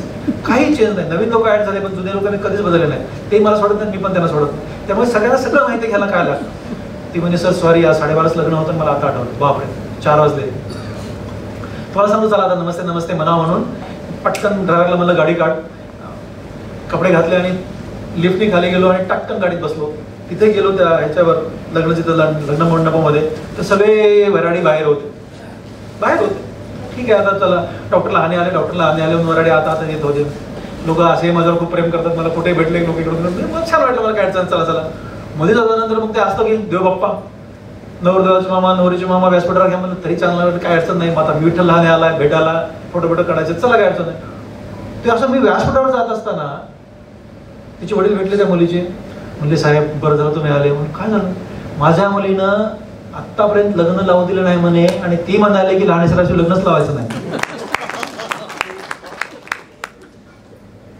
मला मुलगी नाही आहे. त्या दिवशी इतका रडलो मित्र, मी ते लग्न लावलं सगळं झालं पण 1 तासभर मला डोळ्याचं पाणी हटत नव्हतं. म्हणजे मला काय म्हणायचं, एवढं प्रेम कुठे मिळतं यार. बघा असं मी ऐकलंय की स्वर्गात प्रेम असतं. हातवर करा किती जण स्वर्गात जाऊन आले. हे पण नाही, पण पृथ्वी तलावर पण प्रेम असतं. ओके, आणि हे प्रेम अरे यार आपल्यालाच मिळत असतं. त्यासाठी काय वेळ करावा लागत नाही. जे नॉर्मल आहे ना, मी जे करतो ना हे नॉर्मल करतो, ह्याच्यात काही एक्स्ट्राऑर्डिनरी नाहीये, काहीच नाही. नॉर्मल करायचं असतं जे की आपल्याकडनं हे परमेश्वराने एक्सपेक्ट केलेलं असतं. तुम्हाला सांगू मी, बघा परमेश्वर आपल्याकडनं काय एक्सपेक्ट करतो. मी काय ठरवलंय, मी असं ठरवलंय की ईश्वराला समजून घेऊन, माझं नाव विठ्ठल आहे, ईश्वराला समजून घेऊन ईश्वराच्या इच्छेप्रमाणे काम करायचं. ईश्वराला समजून घेऊन ईश्वराच्या इच्छेप्रमाणे काम करायचं असं मी ठरवलंय. म्हणजे काय तुम्हाला सांग, बऱ्यापैकी लोक मॅरिड आहेत, लेकरं जरा कमीच दिसत आहेत म्हणून जरा विषय थोडा या विषयावर बोलतोय. तुम्हाला सांगतो मी, आपलं जेव्हा लग्न होतं ना तर आपण काय विचार करतो की आपल्याला होणारं मूल ह्याला काही व्यंग होऊ नये, गोरगोमटं व्हावं, नाक सरळ असावं, एकदम चकाचक लेकरू चांगलं व्हावं असं प्रत्येक मायला बापाला वाटत असतं. ठीक आहे, झालं लेकरू झालं, छान झालं, छान दिसायला पण छान झालं, शाळेत जाताना हुशार निघावं, खूप काही ते नाव कमावं, खूप मोठा माणूस व्हावा, ती मुलगी असो की मुलगा असो. पण आपल्या लेकराविषयी आपण किती स्वप्न बघत असतो आणि आपल्या लेकरांनी त्याच्या संपूर्ण आयुष्यभरामध्ये चांगलं करायला पाहिजे, चांगलं करायला पाहिजे, चांगलं करायला पाहिजे, हेच आपण प्रत्येक माणूस अशी आशा ठेवतो की नाही ठेवतो, हो की नाही. मग मला सांगा, ज्या परमेश्वराने आपल्याला बनवलं, आपल्याला बनवताना त्याने काय विचार केला असेल, आपल्याला बनवताना त्या ईश्वराने काय विचार केला असेल की मी तुला खाली पाठवतोय, फक्त चांगलं चांगलं आणि चांगलंच कर. म्हणून मी ठरवलंय ईश्वराला समजून घेऊन ईश्वराच्या इच्छेप्रमाणे काम करायचं. आणि आय एम डुईंग इट. मी करणार आहे, मरेपर्यंत करणार, शेवटच्या श्वासापर्यंत करणार. मजा आहे, मजा आहे. I am enjoying. मी एन्जॉय करतोय. तुम्हाला माहिती का, मी राऊंड घेणं पण एन्जॉय करतो, मी ओपडी काढणं पण एन्जॉय करतो, मी ऑपरेशन करणं पण एन्जॉय करतो, तुम्हाला बोलणं पण एन्जॉय करतोय. I enjoy. म्हणजे असं कधी नाही की जरा करायचं, हे का आलं आपल्याच नशिबात असलं काय झालं. म्हणजे मला हे नशिबावर बोलणार लोक अजिबात आवडत नाही, अजिबात. असलं काय नसतं मित्र. ट्राय, प्रयत्न करा, यश मिळत असतं. आणि मी तुम्हाला सांगत होतो, सांगता सांगता हे सांगत होतो की मला कर्ज मिळालं नाही, आम्ही हे काम सुरू केलं आणि मी दुसरं एक हॉस्पिटल बांधलं. मी 2004 मध्ये, 2000 ते 2004 हे 4.5 वर्ष मी भाड्याच्या हॉस्पिटलमध्ये होतो. 2004 मध्ये मी एक हॉस्पिटल बांधलं. 24 ऑक्टोबर 2004 ला उद्घाटन केलं. 2011 मध्ये मी तिसरं हॉस्पिटल बांधलं. ओके, आणि त्याचं जेव्हा उद्घाटन 13 मध्ये झालं, म्हणजे ते हॉस्पिटल जेव्हा मी बांधायला 11 मध्ये सुरू केलं, तेव्हा माझ्याकडे बँकेच्या मॅनेजरची लाईन लागली होती. लाईन, आमचं कर्ज घ्या, आमचं कर्ज घ्या. आता काय बघा, मला हे सांगायचंय, म्हणजे हे सगळ्या गोष्टींना चेंज होऊ शकतात. दिस इज पॉसिबल. ओके, हे पॉसिबल आहे. मला मी तोच होतो का आणि आज मी तोच आहे का, म्हणजे मला चिप लागून बघत होतो. जे लोक मला मॉर्गेजच करावून बसले होते ते लोक आता आमचंच कर्ज घ्या मागे लागले. माझ्याकडे तर लग्न लावून माझ्या मॅनेजरला लग्न लावते, आमचं सांगा साहेबाला, साहेबांनी बँकेत पण यायची गरज नाही, आम्ही इथे सहाय्य घेतो. अरे अरे अरे, म्हणलं मी बँकेत चक्रा मारून परेशान झालो होतो ना. तर तुम्हाला एवढ्यासाठी मी हा विषय सांगत होतो मित्र, पर्सनल विषय एवढ्यासाठी सांगत होतो की समजा तुमच्या आयुष्यामध्ये एखादी गोष्ट तुम्हाला करायची, ओके, आपल्या लेकरावरचे संस्कार असोत की आपल्या प्रोफेशन मधला एखादा विषय असो, चांगला विषय हा सातत्यानं सांगावा लागतो. हे लक्षात ठेवा. मी काय म्हणतो, चांगली गोष्टी सातत्यानं सांगावं लागते. आपलं लेकरू आहे ना, आईवडिलांच्या पाया पड, दररोज सांगायचं असतं. काय फरक पडत, सांगा, दररोज सांगा. खोटं बोलू नको, दररोज सांगा. काय फरक पडत. इमानदारी, प्रामाणिकपणा, कष्ट दररोज सांगा, दररोज. चांगल्या गोष्टी सातत्यानं बडीमार करायचा असतो, सातत्यानं. ओके, चांगल्या गोष्टीला जोपासायचं असतं. आणि एकदा त्या चांगल्या गोष्टीमध्ये आपण समर्प झालो, पूर्ण समर्पण आपलं झालं ना, पुन्हा काही सांगायची गरज पडत नाही, काहीच गरज पडत नाही. तुम्हाला मी एवढ्यासाठी हा विषय बोललो की की मला एकच मुलगा आहे. मी खूप गरिबाचा लेकरू आहे, पण माझा मुलगा गरिबाचा नाहीये हे तुम्हाला पण सांगायची गरज नाही. क्लासेसचा विठ्ठल लहाण्याचा मुलगा आहे, 150 लोक माझ्याकडे नोकरी करतात. ओके, मी 3 हॉस्पिटल चालवतोय, आता मी चौथा मोठा हॉस्पिटल बांधतोय. म्हणजे देवाने मला काहीच कमी केलं नाही, मी भरभरून सगळं मला मिळालंय. हा मला एकच मुलगा आहे, 4 चाकाच्या गाडीत जन्म झाला त्याचा, त्याला कसलीच अडचण नाहीये. पण तुम्हाला सांग का, तो 4थीला मेरिट आहे, 4थीला मेरिट आहे, 7वीला मेरिट आहे, 10वीला मेरिट आहे, 12वीला मेरिट आहे, MBBS first year, second year, third year merit आहे आणि मेरिट स्कॉलरशिपवर शिकतोय. माझी माय, माझे अण्णा, मी, माझी बायको आणि माझा मुलगा असे 5 जण घरात राहतो. डायनिंग टेबलवरती बसताना माझे अण्णा मुख्य टेबलवर बसतात. अण्णांच्या उजव्या साईडला मी बसतो, डाव्या साईडला माझी बायको, माझ्या बायको शेजारी माझी माय, माझ्या शेजारी माझा मुलगा. हे आमचं फिक्स आहे कार्यक्रम, एकदम फिक्स. जेवण झालं, जेवण झाल्यानंतर आम्ही चौघांनी मिळून एकच काम केलं की कष्टाने मिळतं ते चिरकाळ टिकतं, बाकी काहीच टिकत नाही ही गोष्ट त्याच्या पेशीमध्ये घातली. आणि तुम्ही सगळेच पालक आहात, ते घाला, त्यात मजा आहे रे, खूप मजा आहे. बघा, श्रीमंताच्या लेकरांनी शिकायचं नाही असं कुठे लिहिलं, आणि गरिबाच्या लेकराला अडचणी असतात असं कुठं लिहिले. गरिबाच्या लेकराला अडचणी असतात आणि श्रीमंताच्या लेकरांनी शिकायला पाहिजे. ह्याच्यामध्ये ना गरिबी श्रीमंती आड नाही चालली पाहिजे. एज्युकेशन हे गरिबी श्रीमंती हा विषय त्यात कधी भेदभाव करत नाही, कधीच करत. एज्युकेशन, शिक्षण हे आपला विषय आहे, आपण ते करायला पाहिजे. पण त्यासाठी संस्काराची गरज पडते. हा बघा, माझा मुलगा आता MBBS झालाय, BJ गव्हर्नमेंट मेडिकल कॉलेजमध्ये MBA झालाय, 1 रुपया मी त्याच्यावर खर्च केला नाही. आणि आता तो MS जनरल सर्जरीला लागतोय. त्याला देशातला कुठल्याही गव्हर्नमेंट मेडिकल कॉलेजमध्ये ऍडमिशन मिळते की चांगले मार्क आता पडले, PG नेट त्यांना दिली. पण माझी माय आजारी असताना तिला खाऊ घालणे, हाताने स्वयंपाक करून खाऊ घालणे. माझ्याकडे भरपूर लोक आहेत करायला, पण माईसाठी तो बनवतो. ओके, तिला विंचरणे, तिचे केस विंचरणे हा माझा मुलगा करतोय. डू यू नो दिस? पण तुम्हाला सांगतो मी, माझ्याकडे फोटो आहे, तुम्ही म्हणजे मला इतकंसं टच होते ना ते माझे, त्याच्याकडे जेव्हा बघतो हे करताना मी घरामध्ये. पण त्याला ह्याच्यात काहीच म्हणजे काय असं वेगळं वाटत नाही. मी कधी कधी म्हणतो अरे, आणि कधी कधी मी कोणाला शेअर करताना सांगतो पप्पा त्यात काय विशेष आहे, तुम्ही असं काय त्यात विशेष मानता. म्हणजे माईचं मी डोकं नाही विचारायचं, कोणी विचारायचं. तर माय 8 दिवस झालं तिथं झोपून आहे ना, मग तिला आंघोळ नाही करायची तर कोणी करायची, मग असं काय करताय पप्पा. म्हणजे दिस इज नॉर्मल. म्हणून मी म्हटलं मी जे काम करतो ते नॉर्मल आहे, माझा मुलगा जे काम करतो ते नॉर्मल आहे. पण हे नॉर्मल करायला काय अडचण आहे, कुणाला पण, सगळ्यांनाच काहीच अडचण नाही ना. हे संस्कार सगळ्या लेकरांना लावा. मजा आहे यार, खूप मजा आहे, खूप मजा आहे. ही मजा घेता आली पाहिजे. बघा, प्रोफेशन मध्ये किती मोठे झालेत, ऑफकोर्स मोठे झाले. बघा, मला ना, मी प्लास्टिक सर्जन आहे. तुम्हाला बोलताना मी 15 वेळा सांगितलं की माझ्याकडे खूप मोठी डिग्री आहे, या देशातली सगळ्यात तुमची डिग्री माझ्याकडे आहे. मी माळावर जरी बसलो असतो ना, डोंगरावर जाऊन, तरी लोक आले असते ना, 4 रुपये मी कमवले असते. हा मोठा विषय नाही. पण माझ्या घरामध्ये मी स्वर्गात राहतो, हा मोठा विषय. तुम्हाला सांगतो ना, इतकी अटॅचमेंट असते ना मित्र, खूप अटॅचमेंट असते. तुम्हाला सांगतो की आता 3 वर्ष झालं अण्णा नाहीये,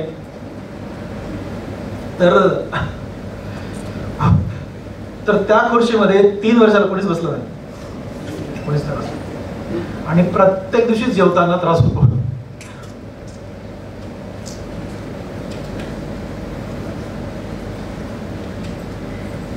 पण एक चांगला विषय हा आहे, अण्णा 55 वर्ष राहिले. मला तर असं वाटायचं की मी म्हातारवयपर्यंत अण्णा राहिले पाहिजे होते. पण अण्णा 55 वर्ष राहिले, खूप छान जगले. म्हणजे अगदी शेवटच्या दिवसापर्यंत बाप एकदम टकाटक होता. सगळं एन्जॉय केलं बाबाने, सगळं विमानाचे प्रवास एन्जॉय केले, सगळं आमच्यावर एन्जॉय केलं. म्हणजे एकही गोष्ट अशी नाही त्यांनी एन्जॉय नाही केली. तर मग मी खूप नशिबान समजतो की अगदी मी 50 वर्ष होईपर्यंत अण्णा माझ्यासोबत होते. प्रॅक्टिस पाहिली, गरिबी सोडून श्रीमंती पाहिली, गाड्या घोड्या पाहिले, सगळे रिस्ट्रॅक्ट झालेले लेकर पाहिले, सगळं अगदी व्यवस्थित पाहिलं. पण मला नेहमी वाटायचं ना की अण्णा एकदम मस्त राहिले पाहिजे होते, आणखी राहिले पाहिजे. माय आहे सध्या, पण ती 87 वर्षाची आहे. अण्णा माईमध्ये खूप मोठा फरक होता. माझ्या माईचं ना अण्णांचं लग्न माझी माय 4 वर्ष असताना झालं होतं. आणि तेव्हा अण्णा काहीतरी 20 वर्ष होते म्हणे. घरात कोणी काम करायला नाही म्हणून माझ्या माईला घेऊन आले होते, अशी माझी स्टोरी सांगते. पण आम्हाला ह्या स्टोरी ऐकायला खूप भारी वाटतं. माझ्याकडे ना अशा 1 लाख 1.5 लाख स्टोरी असतील माईच्या नानांच्या. मी ते आता कंपाईल करतो, मी लिहितोय त्या. मला ते खूपच भारी वाटतं. मी सगळं रन करतो. मला मी असिस्टंट ठेवलाय आणि रन झाल्यानंतर मी कॉफी घेतो. तर ती कॉफी घेताना मी एक असिस्टंट ठेवला, त्याला मी डिक्टेट करतो मला काय सांगायचं ते. तर रन करताना मला आठवतं एखादी स्टोरी आणि मी ती त्याला डिक्टेट करतो, कारण ते पुन्हा विसरून जाते. तर असं मी एक पुस्तक लिहितो, बरंच मोठं पुस्तक, 2000 पानाचं पुस्तक लिहिणार आहे माझ्यावरती. तर तुम्हाला सांगतो ना, असे प्रसंग आम्ही त्या टेबलवरती बसून करायचो. मी हे का सांगतोय, तुम्हाला असं वाटत नाही का ह्याच्यात मजा आहे? आम्ही कधी पिक्चर बघितला नाही, आमच्या घरात टीव्ही नाही, आम्ही गेल्यानंतर भांडणं करायचं घरामध्ये, इतके भांडणं केले नाही, इतके भांडणं केले नाही, सगळे लुटुपुटीचे भांडणं. माईला म्हणायचं माय अण्णा अशी म्हणले ग, आणि अण्णांना म्हणायचं माय तुम्हाला अशी शिवाय घालत होती, आणि माय अण्णा भांडण लागले बघत राहायचं. ते सगळंच खोटं होतं, पण त्यातली मजा खूप वेगळी आहे मित्र, खूप मजा आहे, वेगळी आहे. आणि घरात नुसता खोडकर आहे मी. तुम्हाला वाटतो इथं टायबी घालू वाटायलाय, पण घरामध्ये प्रचंड खोडकर प्राणी आहे मी. घरात गेला संत कधी बसलो नाही, कधीच नाही. एक दिवशी घरात गेलो आणि अण्णा सापडले म्हणजे दरवाजामध्ये अण्णा सापडल्यास मी अण्णाला चिमटा काढायचो. मग त्या अण्णाला चिमटा काढतोय अण्णाला माहित होतं, पण मी असा हात पुढे केला की अण्णाने असा असे दूर गेले. पण दूर गेले, पण अण्णाची धोती माझ्या हातात आली, अर्धीच पिटली. पण बापचे चिडला माझ्यावर, तुम्हाला काय सांगून काय नाही, बाप रे बाप, अण्णा मला मारायला लागले. अण्णाला मी काय ऐकतो, पळत गेलो. अण्णा माझ्या पाठीमागे पळत गेलो, कुठे किचन मध्ये माझी माय होती, मायच्या पाठीमागे जाऊन बसलो आणि मायला म्हणलं बघ माय अण्णा मला मारायला लागले. अण्णांना मी काय खोडी केली नाही सांगितलं. आणि जे माय कसा कसा भांडायला लागले, अण्णाला तुम्हाला कळतं का, हे डॉक्टर लेकरू आहे, ह्याला कसं मारावं तुम्ही. ह्या भांडणामध्ये, ह्या जगण्यामध्ये जी मजा आहे ना मित्र, जस्ट एक प्रसंग सांगितलं तुम्हाला. मी म्हणतो माझ्याकडे 2000 पानाचा पुस्तकाचे प्रसंग आहेत, आणि ह्याच्यातली जी मजा मी एन्जॉय करतो ना, मला नाही जगात कुठे एन्जॉय आला, कुठेच नाही आला. दिस इज लाईफ यार, दिस इज लाईफ. बघा मी मस्त खाली काम करतो, सुंदर काम करतो, मस्त ऑपरेट करतो. जगातल्या टॉप काही प्लास्टिक सर्जनच्या लेवलचं मी ऑपरेट करतो, जगातलं बघतो, देशाचं नाही. एक माणूस एक चूक काढू शकत नाही, मी ऑपरेट करतो. ही शक्ती, ही आपली जी ॲबिलिटी, हे जे येतं ना हातात, हे जे काम आपण करतो ना, आपण घरात जेव्हा सुखी असतो ना, माणूस जास्त चांगलं काम करू शकतो. घरात सुखी असताना माणूस चांगलं काम करू शकतो. घरामध्ये जो माणूस सुखी नाही ना, तो माणूस आउटपुट देऊच शकत नाही. बॉस मी तुम्हाला लिहून देतो. घरातलं जर काही डोक्याला टेन्शन असेल ना, तुम्ही काही पण काम करा, तिकडे असं करतो, कळलं ना, ते तुंतून वाजत राहतं, हे झालं ते झालं ते झालं ते झालं. म्हणून घरात सुख असलं पाहिजे, आणि घरात सुख राहण्यासाठी ना बायको नवऱ्याचं सगळ्यात पहिलं सुख असलं पाहिजे. मला किती लोकांना कळलं मला माहित नाही, पण मला हे कळलंय. आणि राहा यार, सुखाने राहा, काय प्रॉब्लेम नाही. बघा मला 27 इयर्स झालेत माझ्या लग्नाला, आणि माझा मुलगा 24 वर्षाचा झालाय. आजही असं मला वाटतं माझं असंच लग्न झालंय. एन्जॉय, मला खूप छान वाटतं. माझ्या बायकोशी काही तासूनच गप्पा मारत बसतो, खूप छान वाटतं मला, खूप छान वाटतं. तिला शेअर करायला, तिला सांगायला खूप छान वाटायला लागतं. यांना बसलेत, माझी बायको बसली, माझा मुलगा बसलाय, आम्ही सगळे एकमेकाला जे वाटेल ते शेअर करतो. काय अडचण नाही. बायकोला कधी माझ्याशी बोलायचं ना, तर आम्ही दोघंच गाडीमध्ये फिरायला जातो, खूप मजा येते यार, काहीच अडचण नाहीये. आणि समजा आपलं काही चुकलं, सॉरी म्हणा ना यार, काय प्रॉब्लेम येतो, मी सगळ्यात पहिले सॉरी म्हणतो. अरे काय दुश्मन आहेत का आपण? नाही ना. मला काय म्हणायचंय बघा, तुम्ही जिथे कुठं काम करता ना, जिथे कुठं काम, तुमच्या दुकान असतील, कुणाचे कोणी व्यापारी असतील, कोणी टीचर असतील, वकील, जे कुठं डॉक्टर, जे कुठल्या प्रोफेशन मध्ये आहेत ना, ज्या कुठल्या इन्स्टिट्यूट मध्ये तुम्ही काम करता ना, तिथे सगळ्यांचंच पडतं का? प्रामाणिकपणे सांगा मला, पडतं का? ऍडजस्ट करता ना. मग घरी का नाही?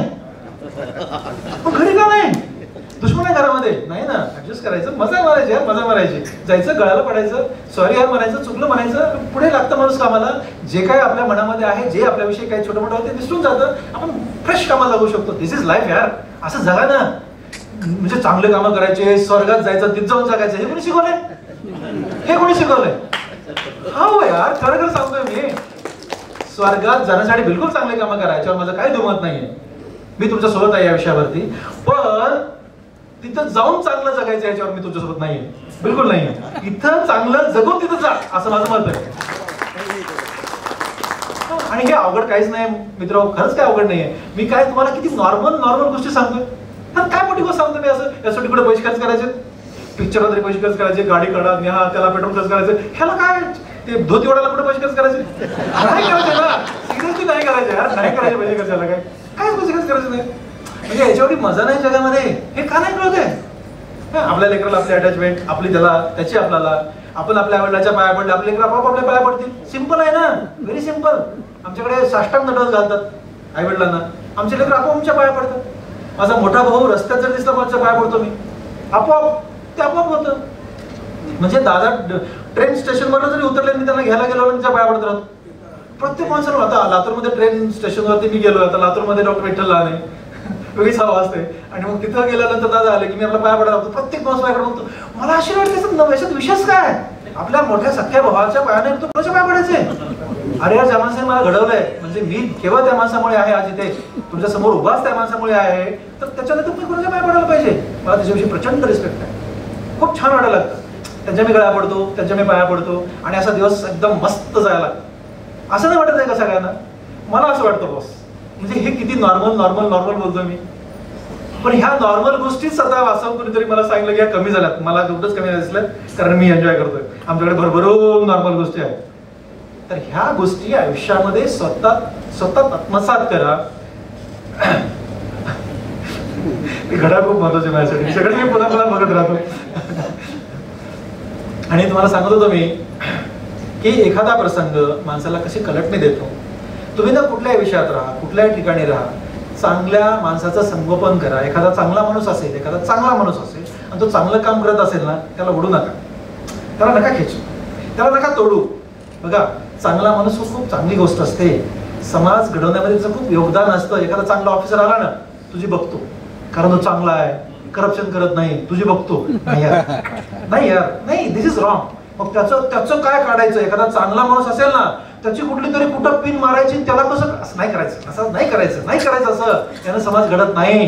एखादा चांगला माणूस आहे, त्याने एखादी छोटी चूक केली ना, माफ करायची. जर 99% चांगला माणूस असेल ना, 1% माफ करायला माणूस आहे शेवटी. पण चांगल्या गोष्टी संगोपन एवढ्यासाठी करायचं, एखाद्या जर चांगल्या माणसाच्या पाठीवर थाप मारली हा चांगला आहे म्हणून, तर दुसरा माणूस डेअरिंग करेल की बॉस चांगल्याच्या पाठीवर थाप मारली जाते.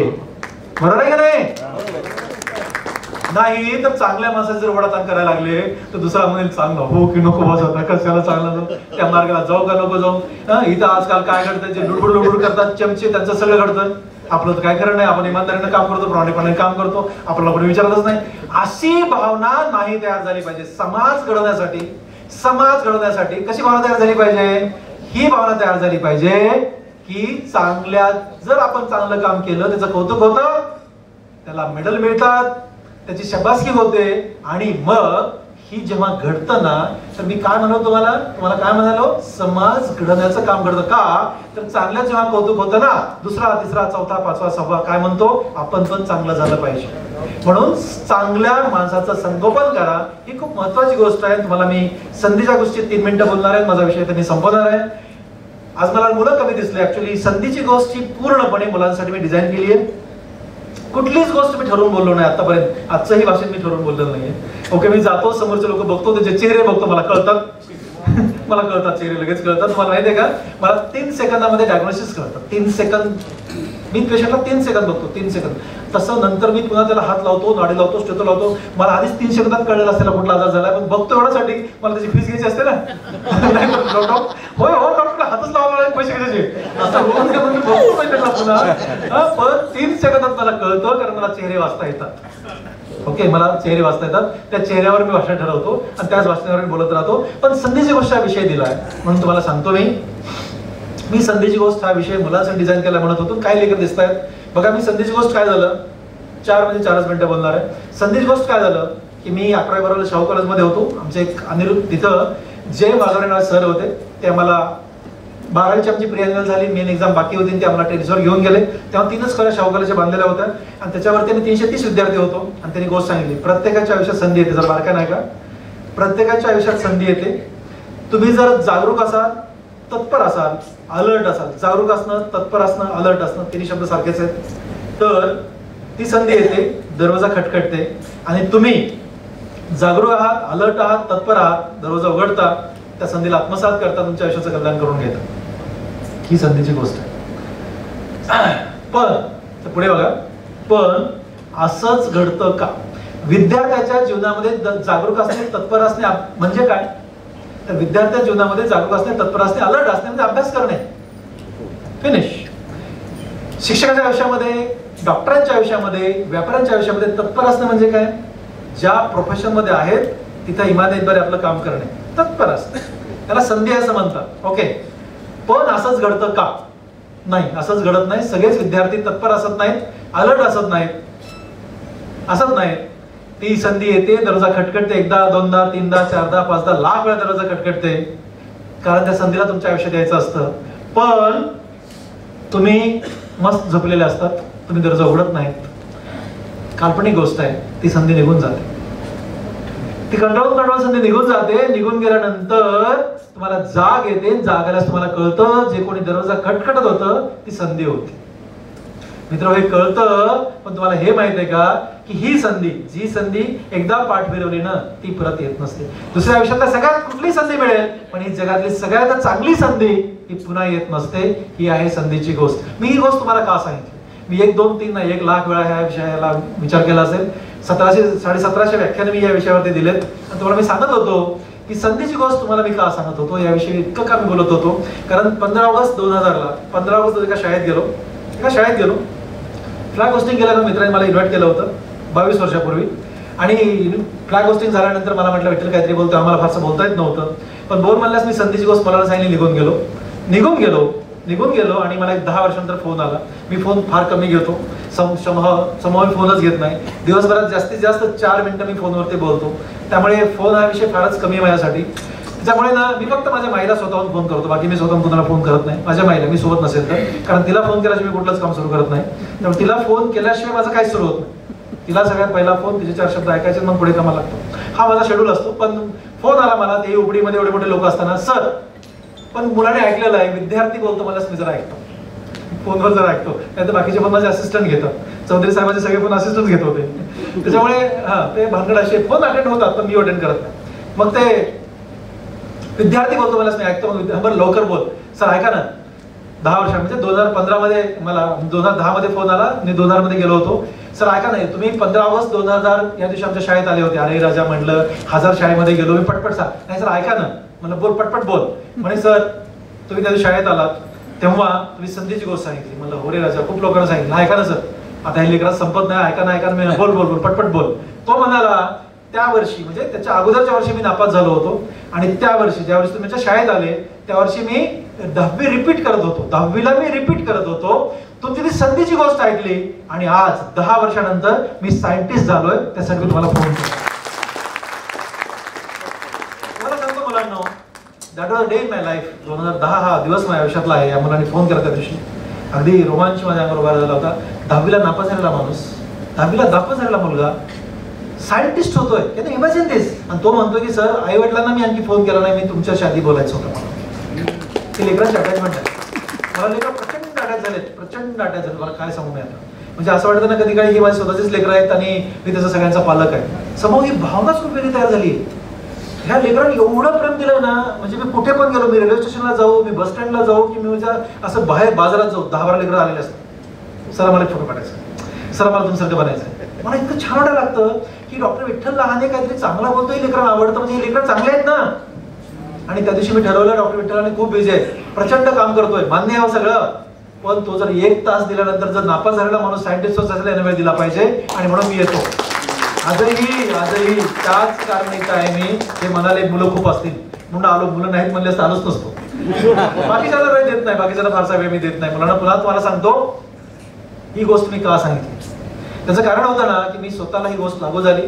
मी ज्या गावात शिकत होतो त्या गावामध्ये 10वी पर्यंत लाईट नव्हती. 10वी पर्यंत लाईट नव्हती. मी 10वीला असेपर्यंत गावात लाईट नव्हती. मी चौथीपर्यंत मी जिल्हा परिषद शाळेत होतो, ज्या शाळेमध्ये एका वर्गामध्ये 4 म्हणजे एका खोलीमध्ये 4 वर्ग होते. इथं 1ली, 2री, 3री, 4थी 1 शिक्षक होते. 10 मुलं होती त्या शाळेमध्ये. एकाच वर्गामध्ये 4 म्हणजे एकाच खोलीमध्ये 4 वर्ग अशा मी जिल्हा परिषद शाळेत मी 4थीपर्यंत शिकलो. मी 1ली शिकलोच नाही, मी डायरेक्ट 2री 4थी शिकलो. ओके, कारण मी 1लीलाच गेलो तेव्हा मला वडिलांनी शेतात घेऊन गेले होते, मशीला काही कोणी नाही म्हणून. आणि तेव्हा मोठ्या भावाचा नंबर लागला, वर्षापर्यंत गावाकडे आले, त्यांनी मला शाळेत घातलं. म्हणजे अशी माझी पहिलीची हिस्ट्री आहे. 10वी पर्यंत त्याच गावामध्ये एक कामदेव विद्यालय माकेगाव नावाची एक संस्था आहे, त्या संस्थेमध्ये मी 10वी पर्यंत शिकलो त्याच गावात. ओके, तर त्या गावात जर शिकत होतो ना मी, तर आम्हाला कसं शेतात काम करायला लागायचं. शाळा 4:30ला संपली, शेतात जावं लागायचं. शेतात जाताना आमचं 1 किलोमीटर शेत आहे, शेतीवर सगळे आम्ही आधारित होतो. एक धडा वाचून व्हायचा जाताना, येताना अंधार पडलेला असायचं. सकाळी पुन्हा शेतात जायचं, 1 धडा वाचून व्हायचा. सकाळी परत शाळेच्या वेळेला परत यायचं, 1 धडा वाचून. 3 धडे दररोज जाता येता वाचून व्हायचे. पण हे सगळं 8वी-9वी पर्यंत चाललं. पण 10वीला गेल्यानंतर अभ्यास वाढला, बोर्ड आलं आणि अभ्यासाच्या अडचणी झाल्या. बरं, अडचणी असं झाल्या की हे सगळं चालायचं, पण घरी अभ्यास करायची अडचण अशी होती की अभ्यास रात्री कसा करायचा. लाईट गावात नाही, आमच्या घरचा विषयच नाही. पण आम्ही एवढे गरीब होतो मित्र की महिनाभर कंदिलाला किंवा चिमणीला रॉकेल मिळेल इतके पण आमच्याकडे पैसे नव्हते आणि अभ्यास तर करायचा. कसा करायचा? बरं, मी 16 वर्षाचा होतो, 16-17 वर्षाचा होतो मी 10वीला असताना. मला कळत होतं की मी जर माईला किंवा अण्णांना असं म्हणाला असतो ना की मला रॉकेल पाहिजे कंदिलासाठी किंवा चिमणीसाठी, त्यांना वाईट वाटलं असतं ना. मला हे कळत होतं ना त्यांच्याकडे एवढे पैसे नाहीत. मग ना मला असं वाटायचं की शाळेत तर जायचंय आणि अभ्यास करायचा नाही. असं इतकी तडफड व्हायची ना माझी, म्हणजे असं मी वेळा झाला होतो. म्हणजे असं म्हणतात ना ते पाण्याच्या बाहेर मासा कसा पडतो, असं मला असे तडफड व्हायची. अभ्यास कसा करायचा होता एवढ्यामध्ये मला युक्ती सुचली. माझ्या वर्गामध्ये एक सावकाराचा मुलगा होता. तुम्हाला मी संधीची गोष्ट सांगतोय. सावकाराचा मुलगा होता. सावकार कळतो तुम्हाला? सावकार म्हणजे आमच्या गावातला श्रीमंत माणूस, आणि त्यांच्याकडे दुकान होतं. सर्व काही राशन मिळायचं, त्याच्यावर रॉकेल पण मिळत होतं. हे माझ्या डोक्यात आलं आणि म्हणून माझ्या क्लासमध्ये भारत नावाचा त्यांचा मुलगा माझ्या वर्गातला होता. त्याच्याकडे गेलो, भारतकडे. त्याला म्हटलं, भारत आपण दोघं एकत्र अभ्यास करू. भारत म्हणला हो करू. हो म्हटलं की भारत तिथंच सोडला, परत दुकानात गेलो. दुकानामध्ये भारतचे वडील होते, नागांना, त्यांच्या वडिलांचं नाव. नागांना समोर तेव्हा पेटी असायची, दुकानामध्ये पेटी असायची. त्या पेटी समोर बसले होते ते. मी पेटी समोर जाऊन बसलो मांडी घालून. नागांना म्हणलं, का रे विठ्ठल, कसं काय आलास? म्हणून माझं एक काम आहे. काय सांग ना? म्हणलं, मी आणि भारत एकत्र अभ्यास करतो. कुठल्याही बापाला अभ्यास करतो मला फार भारी वाटतं. त्यांनाही भारी वाटलं. आणि अरे मग करा ना बरोबर, काय अडचण आहे? काय अडचण आहे म्हणल्यानंतर मी म्हटलं, अडचण काय नाही नागांना, आम्हाला ना दररोज अभ्यासासाठी एक चिमणीभर किंवा एक कंदीलभर रॉकेल द्यायचं. असं म्हणालो ना, नागांनाचे डोळेच भरले. नागांना गळगळ रडायला. आणि नागानं एक क्षणभराने मला म्हणलं, विठ्ठल अरे राजा, एक नाही तुला 2 कंदील रॉकेल देतो, तुम्ही अभ्यास करा बरोबर. आणि तुम्हाला सांगू का, माझ्या आयुष्यातला सर्वोच्च आनंदाचा हा दिवस. एवढा आनंद पण आयुष्यात मला कधीच झाला नाही, कधीच नाही. म्हणजे एवढा जो आनंद झाला त्या दिवशी, मी उड्याच मारायला लागलो, उड्याच. म्हणजे अडचण सुटली, अभ्यासाची अडचण सुटली ना. मस्त पैकी संध्याकाळी मग ते कंदिलाचा फुगा उचलायचा, चुलीतला राखेनं पेपरने साफ करायचा, दुकानात जायचं, कंदीलवर रॉकेल घेऊन यायचं, घरी बसायचं, अभ्यास करायचा, मस्त अभ्यास करायचा. आणि मग आमची माय तिला आमच्याकडे घड्याळ कोणाकडे नव्हते, पण ते कोपऱ्यामध्ये आम्ही कंदील दिसतो म्हणजे आम्ही अभ्यास. ती कधी बाथरूमसाठी उठली ना, मला जिटल झोपा माय, आता उशीर झालाय, झोपाव. आता मला काही मुलांना प्रश्न विचारायचा आहे. तुमच्या आई आणि वडील किती वेळा तुम्हाला असं म्हणतात की अभ्यास बस झाला, झोप? हात वर करा. कोणाला म्हणतात? जेवढे लेकर आहेत सगळ्यांनी. किती लेकरांना आई वडील म्हणतात की अभ्यास बस झाला, झोप? नाही. बघा लेकरांना, तुम्हाला कळलं का नाही कळलं माहित नाही, पण अभ्यास करून कोण मोठं होतं रे? अभ्यास करून कोण मोठं होतं? मायबाप. अभ्यास करून तुम्ही स्वतः मोठे होता. आणि तुम्ही स्वतः मोठे झाल्यानंतर इनडायरेक्ट माय बाप मोठे होतात. इनडायरेक्ट, अप्रत्यक्ष ते मोठे होतात. हे तुम्हाला कळलं पाहिजे लेकरांनो.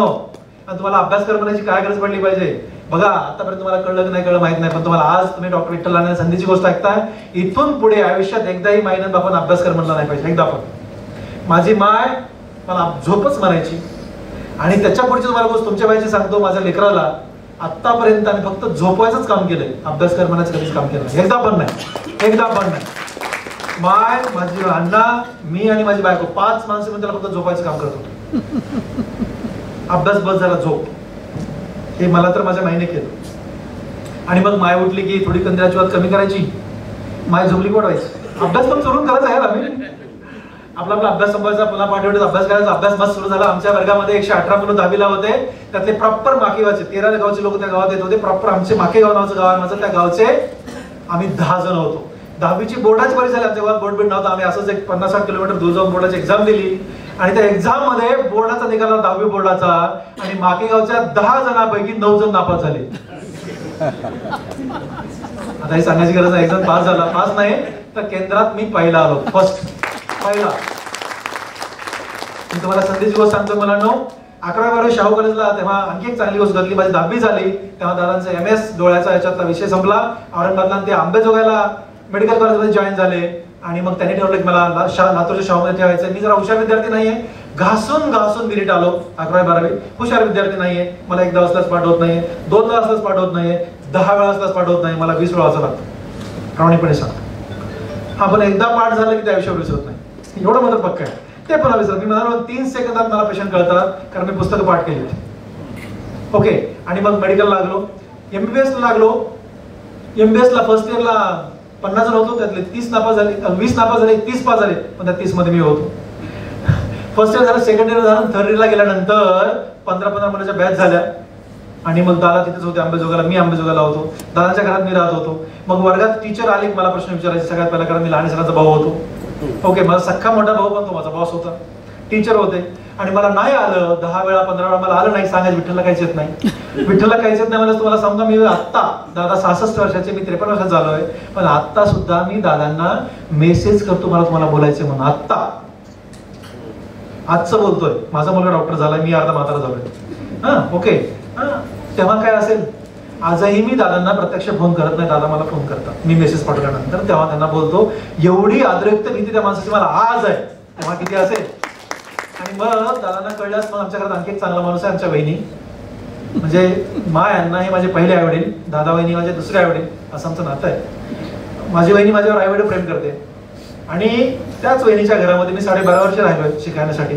त्याच्यामुळे ना वहिनीला सांगायचं, त्या लाडक्याला सांग त्याला काहीच येत नाही, त्याला काहीच येत नाही म्हणल्यानंतर दादा खूप चिडून सांगायचे, पण वहिनी शांतीनं सांगायचे, हे अशी म्हणून तुम्हाला काहीतरी येत नाही. वहिनी खूप हळू सांगायचे मला, ह्यांना हे असे म्हणले म्हणून, पण मला माहित होतं ना माझा सख्खा भाऊ आहे ना, किती चिडतो, कसा रागीट आहे मला माहित होतं ना. मी MBBS होईपर्यंत मला 10 वेळा मारला त्या माणसाने, एवढा रागीट माणूस मला माहिती आहे ना, पण त्यांनी मारला पुन्हा आवडेल, मी तयार झालोय पुन्हा वगैरे सांगतो. त्या मारण्याचं जे प्रेम आहे बाकी कुठंच नसतं, मला पुन्हा एकदा सांगायचं. आणि मग मला असं लागायचं की वहिनीपर्यंत केलं आपल्याला काही येत नाही म्हणून वर्गामध्ये एका मुलाला मी पकडलं, आपल्याला मैत्री करायची सवय होती, मग वर्गातल्या हुशार विद्यार्थी पुन्हा मैत्री केली मी म्हणलंय मग आपण दोघे एकत्र अभ्यास करू, मला हो करू. आणि मग आम्ही दोघं लायब्ररीमध्ये गेलो, दोघांनी म्हणून एक टॉपिक वाचला, तो असा वाचायचा, प्रत्येक पेजवर मान फिरून वाचायचा, मी पण मान फिरून त्याच्या अपोजिट साईडला बसलो. आमचा टॉपिक वाचून झाला, वर्गामध्ये गेलो, वर्गात गेल्यानंतर पुन्हा प्रश्न विचार सुरू केले. आणि तुम्हाला सांगतो, जे टॉपिक मी काल वाचला त्याचं मला एकही उत्तर आलं नाही, आणि आमच्या मित्रांनी सगळे उत्तर दिले. आता काय झालं, मी काय विचार केला की आपल्याकडे IQ म्हणजे इंटेलेक्च्युअल क्वेश्चन कमी आहे, पण आपल्याकडे एक चांगला आहे, आपल्याला कष्ट करायचं आहे किती पण. आणि मी फक्त ठरवलं नाही की आपण एकदा दोनदा वाचायचं नाही, आपण MBBS फायनलचे पुस्तकच पाठ करायची. काय केलं, पुस्तक पाठ करायची. अरे नुसतं ठरवलं मी, 18 महिन्यामध्ये पुस्तकांचा टाइम टेबल तयार केला, 100 पानाची वही लिहून काढली. आणि मी काय करायचो, पहिला धडा वाचायचो, दुसरा वाचताना पहिला रिवाइज करून वाचायचो. मी जेव्हा 10वा टॉपिक वाचत होतो तेव्हा पहिला टॉपिक 10 वेळा रिवाइज झाला होता. जेव्हा मी 20वा टॉपिक वाचला तेव्हा पहिला टॉपिक 20 वेळा रिवाइज झाला होता आणि मला पाठ झाला होता. आणि MBBS फायनल 18 महिन्यामध्ये सगळी पुस्तकं तोंडपाठ केली. फायनल MBBS ची परीक्षा झाली. MBBS final suppose to be one of the hardest exam, ज्याचा गिनीज वर्ल्ड रेकॉर्ड आहे त्या एक्झामचं, ती एक्झाम झाली. आणि विठ्ठल लहानेला 14 वर्षाची गोल्ड मेडल मिळालं. मला काय म्हणायचं मुलांना, एखादा विषय येत नाही ना, आपल्याला येतच नाही, आपल्याला होतच नाही, आपल्याला असं कसं म्हणता तुम्ही, म्हणजे मला तुम्ही तुमचं पोटेन्शियल तुम्ही एक्सप्लोर केलंच नाहीये. तुमचं प्रचंड पोटेन्शियल आहे. आणि शोध लागला की पुस्तकं पाठ केली माणूस हुशार होतो, पुस्तकं हुशार होतो. मी काय म्हणालो की मग ते आमच्याकडे इंटर्नशिप मध्ये डॉक्टर ND कुलकर्णी सरांच्या इव्हेंटला मी जॉईन झालो. तिथं असा नियम होता की काहीच बोलायचं नसतं, बॉस आला की उभं राहायचं, बॉस बस मला बसायचं. आणि एक पेशंट येत होता बाहेर, ओपीडीच्या बाहेर. मला लक्षात आलं ना, ओपीडीच्या बाहेर पेशंट आहे ना, तर त्याला आमच्या मेडिसिन डिपार्टमेंटची गरज नाही, त्याला ऑपरेशनची गरज आहे लक्षात आलं. आणि मी बोलायला नाही पाहिजे पण बोलून गेलो, सर की हा पेशंट ज्याला ऑपरेशनची गरज आपल्याकडे काय येतो, हे मी बोलायला नाही पाहिजे होतं. इंटर्न करणार मी एकदम लहान विद्यार्थी जॉईन झालो होतो. मग ND कुलकर्णी सरांनी असं माझ्याकडे बघितलं, भिंगातून बघायचे ते. मग त्यांचे रागवाय सगळं कशी होती माहिती का, ते पहिल्याचे लोक हो असते भिंगातून, म्हणजे चष्म्यातून असं रागा बघायचे, म्हणजे रागवणं झालं. पण ते त्यांची इतकी भीती होती ना, एकदम कुडकुडे होते, फुकून केलं पडते, इतके कुडकुडे होते, प्रचंड आदर त्यांच्याविषयी. मग ND सर बोलल्यानंतर बाकी सगळे मला म्हणायला लागले, कशाला मला सुट्टा, तू वीड खा बोललास, बापरे आपण गप्प बसलो, चुकलं घ्या. मला घाम आला. पण ते एक पेशंट बघत होते, ज्या पेशंटविषयी मी म्हणालो होतो तो पण आला, सरांनी टेबलवर घेतला, पाहिलं. आणि पहिल्या सरांना कळलं की खरंच या पेशंटला मेडिसिनची गरज नाही, ऑपरेशनची गरज आहे. मग पुन्हा एकदा सरांनी त्या चष्म्यातून माझ्याकडे पाहिलं. मला विठ्ठल तुला कसं कळलं, तेही बाहेर लाईन मध्ये, की या पेशंटला सर्जरीची गरज आहे, मेडिसिनची नाही. आता जरा कॉन्फिडन्स आला होता. आता जरा सोडून शब्द घालून सरांना म्हटलं, आता जरा कॉन्फिडन्स आला ना, छाती फुगवून. मग सरांना म्हटलं, सर त्या पेशंटनी असा हात ठेवला होता पोटावर, त्या हातावर दुसरा हात ठेवला होता, आणि चालताना तो हाताला असा दाबायचा चालायचा, म्हणजे ह्याला अपेंडिक्स आजार आहे. हे मला कळलं, कारण मला पुस्तक तोंडपाठ आहे. मेडिकलच्या पुस्तकामध्ये प्रत्येक गोष्ट लिहिलेली असते, प्रत्येक गोष्ट, पेशंट चालतो कसा, बोलतो कसा, एव्हरीथिंग लिहिलेलं असतं. आणि म्हणून मी म्हणालो की मी 15 पेशंट मध्ये घेतो, 15 आणि 3-3 सेकंद बघतो, पण 3 सेकंदात मला कळतं त्याला आजार कुठला झालाय, कारण मला पुस्तक तोंडपाठ आहे. म्हणून पुस्तकं पाठ केली माणूस हुशार होतो, हे सिद्ध होतं. आणि पुस्तकं पाठ करा. MAS झालं. मी तुम्हाला संधीची गोष्ट सांगतो, MCS ला मी क्लासेससाठी मुंबईला गेलो. मुंबईवरनं परत का आलो हा स्टोरी मी तुम्हाला सांगितली. मग एक दिवशी एन्जॉय करण्यासाठी आम्ही रविवारी माकवेला जातो. त्या रविवारचं नाव असतं मायाण्णांचा रविवार, हे नाव ठेवलं मी. एक रविवार आम्ही मायाण्णांचा रविवार ठेवतो. खूप मस्त धमाल करतो आम्ही. 12 तास मायाण्णा, दुसरं काहीच नाही. काहीच नाही. सकाळी 6 संध्याकाळी 6, दुसरं काहीच करायचं नाही. त्यांच्या मांडीवर झोपायचं, त्यांनी केलेलंच खायचं, त्यांना चिडवायचं, त्यांचे चिमटे काढायचे, जे जमलं ते त्यांचं करायचं. ओके, तर मग ते तशा रविवारी माकेवाला निघालो. मला आणखी एक छोटा प्रश्न असा आहे की आपल्या सगळ्यांना, तुम्ही बऱ्यापैकी सगळेच मोठे दिसत आहे, आपल्या सगळ्यांना काय आवडतं आपल्या आईला माहित असतं. आपल्या आईला माहित असतं ना माहिती. माझ्या आईला आजही माहिती आहे. माझ्या आईला ती 87 वर्ष झाली आहे. माझा मोठा भाऊ मुंबईत येणार असेल ना, ती 8 दिवस दही लावत असते. 8 दिवस दही लावते. दही का माहिती, त्याला दही आवडतं. 8 दिवस लावते आणि फ्रीजमध्ये घालते, अख्खं फ्रीज भरून टाकते. मायला म्हणलं, अगं माय एवढं दही काय त्याचा खाणार करतो, सांग बरं. तसं नाही माय, माझ्या लेकराबरोबर दुसरे खूप लोक येतात आणि मग कमी पडलं तर माझ्या लेकराला, म्हणून ती फ्रीज भरून दही लावते. ही माय हो, हा म्हणजे माय हा विषय आहे ना, खूपच वेगळा विषय मित्र, खूप वेगळा विषय. आणि मग ही म्हणजे बघा, तेव्हापासून म्हणजे आपला जन्म झाल्यापासून आतापर्यंत आपल्या आईला आपल्याला काय आवडतं माहिती आहे. माझा एक प्रामाणिक मला प्रश्न आहे, तुमच्यापैकी किती लोकांना माहिती की आपल्या आईला काय आवडतं? प्रामाणिक उत्तर द्या. किती लोकांना माहिती आहे तुमच्या आईला काय आवडतं? त्याच्या पुढचा माझा सब क्वेश्चन आहे की किती जणांनी आपल्या आईला काहीतरी काय तिच्या आवडीचं खायला करून दिले? मी दररोज माझ्या आईला चहा मी करून देतो. माझ्याकडे 150 नोकर आहेत दररोज. मला जगातलं काहीच येत नाही पण मस्त चहा करतात. आणि आमच्या घरात नियम आहे की अण्णांनी माईनं सांगितलेलीच भाजी आमच्या घरात होते. मला माझ्या लेकराला विचारून कधीच होत नाही, कधीच एकदा पण नाही. त्यांना जे ते म्हणतील तीच भाजी आमच्या घरात घडते. आणि ना आमच्याकडे एक दिवशी माहिती आहे का, मी घरात गेलो आणि फ्रीज उघडलं. मला घरात गेल्यास खूप भूक लागते. फ्रीज उघडलं, त्यात ओला नारळाचा तुकडा होता. मी घेतला. माझी ओला नारळाचा तुकडा मला खायला नको त्याने ते बायसेट ठेवला. तो बायसेट ठेवला. ते महिना खाल्ल्याशिवाय कोणीच नाही खायचं. आमच्या घरातली पहिलं प्राधान्य माझी माय, माझे अन्न, त्याच्यानंतर आम्ही सगळे. मला काय पण मजा आहे यार, खूप मजा आहे. म्हणजे माहित नाही तुम्हाला मग काय, पण करा. आतापर्यंत तुम्ही केलं न केलं सोडून द्या, पण करा एकदा. आणि ना तुम्हाला पुन्हा सांगतो, ज्यांना आहेत ना खूप नशिबान आहेत, ती लेडी असो की जेंट्स असो, तिला ना एकदा जेव्हा किंवा भेटतात, महिन्यात भेटा, दिवसात, तिला असं घट्ट पकडा, असं घट्ट पकडा, माझा ऐकून पकडा आणि तिला 30 सेकंद सोडूच नका. आणि मला 10 वर्षानंतर एक फोन करा, मी काय म्हटलंय मला नंतर सांगा. हे करा, माझ्यासाठी करा. त्यातली जी मजा आहे ना ती खरं मीच त्या आत्म्याला जे मिळतं ना त्याला मी EQ असं म्हणत असतो. EQ, इमोशनल बॉन्ड असतो. त्याला इमोशनल क्वेश्चन, जसं आपण IQ म्हणतो इंटेलेक्च्युअल क्वेश्चन, तसा EQ नावाची गोष्ट असते, त्याला इमोशनल क्वेश्चन असतो. त्याला असं पकडायचं घट्ट एकदा. असं करत जा. मी सांगत होतो हे सगळं करण्यासाठी माकेवाला जातो. रविवारी मजा मारत असतो. एक दिवसा एका रविवारी माकेवाला निघालो. संधीची गोष्ट मला सांगतोय.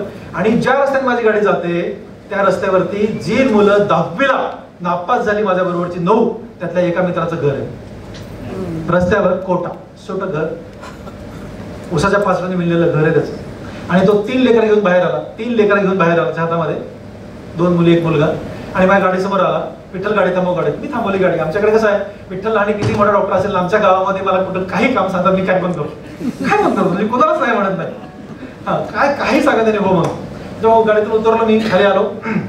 म्हणलं काय रे नामदेव, त्याचं नामदेव नाव आहे. काय नामदेव काय झालं म्हणलं ना. नामदेव माझ्याकडे बघत नाही. बघा गाडी थांबवली आहे, आता मी डॉक्टर आहे, कोणत्या डॉक्टरचं काम सांगेल. काय नामदेव काय झालं, तो माझ्याकडे बघत नाही.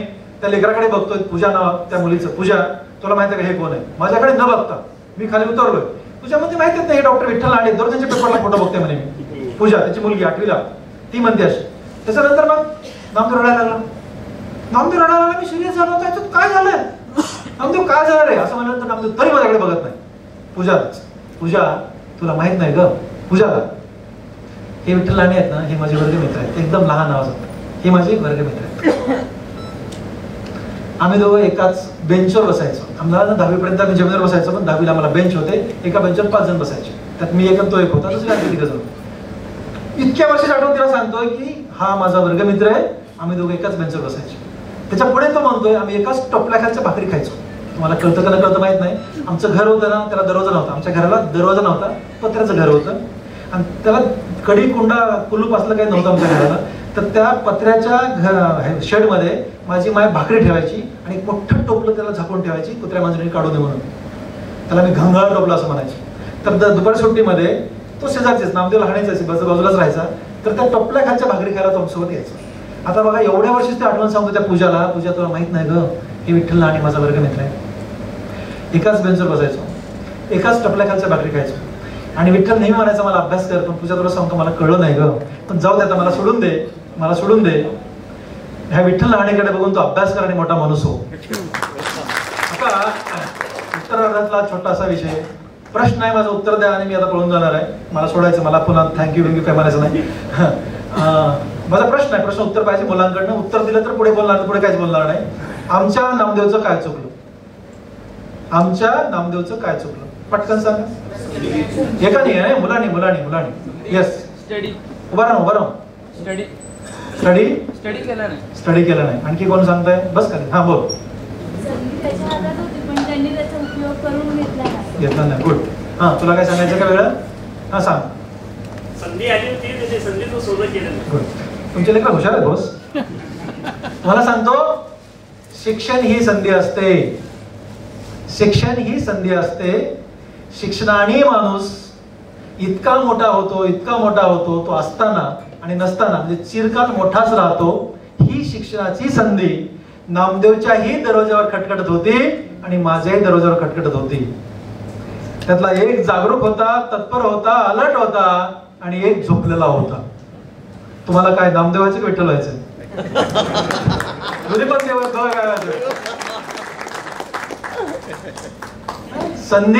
शिक्षण ही संधी असते. शिक्षणाने माणूस मोठा होतो. त्यामुळे सगळ्या आईवडिलांना, सगळ्या लेकरांना मी सांगेन की लेकरांना शिकू द्या आणि शिक्षणात कष्ट करू द्या. प्रामाणिकपणाने, इमानदारीने कष्ट करू द्या. शिक्षणातले कष्ट वाया जात नसतात आणि जेव्हा लेकरं मोठे होतात तेव्हा आईवडिलांचा ओर भरून येत असते. त्यामुळे लेकरांना शिक्षणासाठी वर्गात कुठल्या तरी शाळेमध्ये जाऊन आमच्या लेकराला हे केलं नाही असं काही म्हणू नका.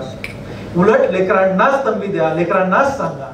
आणि लेकरांना बघा, एकदाही मी माझ्या लेकराच्या शाळेत गेलो नाही पालक म्हणून, आणि एकदाच्या कॉलेजमध्ये गेलो नाही पालक म्हणून, आणि तो पण कधी या म्हणला नाही, कधीच नाही. त्याच्या कॉलेजमध्ये गेलो तर गेस्ट म्हणून भाषण देऊन आलो, शाळेमध्ये गेलो तर उद्घाटन करून आलो. That's all. म्हणजे मी कधीही त्याच्या पालक म्हणून शाळेत गेलो नाही, कधी तक्रार नाही केली. मला काय म्हणायचंय की लेकरांना हे समजू द्या की शिक्षणाने मोठा होतो आणि शिक्षणाने इतका मोठा होतो माणूस की तो चिरकाल मोठाच राहतो. त्यामुळे संधी हे शिक्षण आहे आणि हे शिक्षण सध्या ह्या सगळ्या लेकरांच्या दरवाजावर खटखटत आहे. जागरूक राहा, तत्पर राहा, अलर्ट राहा आणि ह्या शिक्षणाच्या संधीला खटखट केल्यानंतर पहिल्याच ठोक्याला आत्मसात करून घ्या. धन्यवाद. वेळ मौल्यवान आहे. 2 मिनिटं बसा प्लीज. सरांचा सत्कार करायचा आहे आपल्याला. आभार पण आहे. सुकलेली फुलं ही सुगंध देऊन जातात, गेलेले क्षण हे आठवणी देऊन जातात. काही माणसं शब्दातून जगण्याचं सार देऊन जातात, तर काही माणसं विचारातून जीवनाला आकार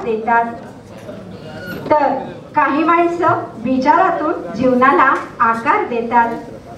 या मान्यवरांचे शब्द आमच्या जीवनाला आकार देणारेच आहेत असं मी श्रोत्यांच्या वतीने नमूद करते. आणि इतक्या महान व्यक्तीचं व्याख्यान आपल्याला ऐकायला मिळालं त्याबद्दल परत एकदा जोरदार टाळ्यांनी आणि सरांना मी एक सांगते, सर तुम्ही लहान नाही आहात, खूपच मोठे आहात. कार्यक्रमाचा आभार मी आदरणीय अंबादासजी गडम सरांना देते. प्लीज. नमस्कार. आजच्या औद्योगिक बँक सेवक सांस्कृतिक मंडळ आणि रोटरी क्लब MIDCच्या वतीने आयोजित केलेल्या या व्याख्यानमालेस आजचे दुसरे पुष्प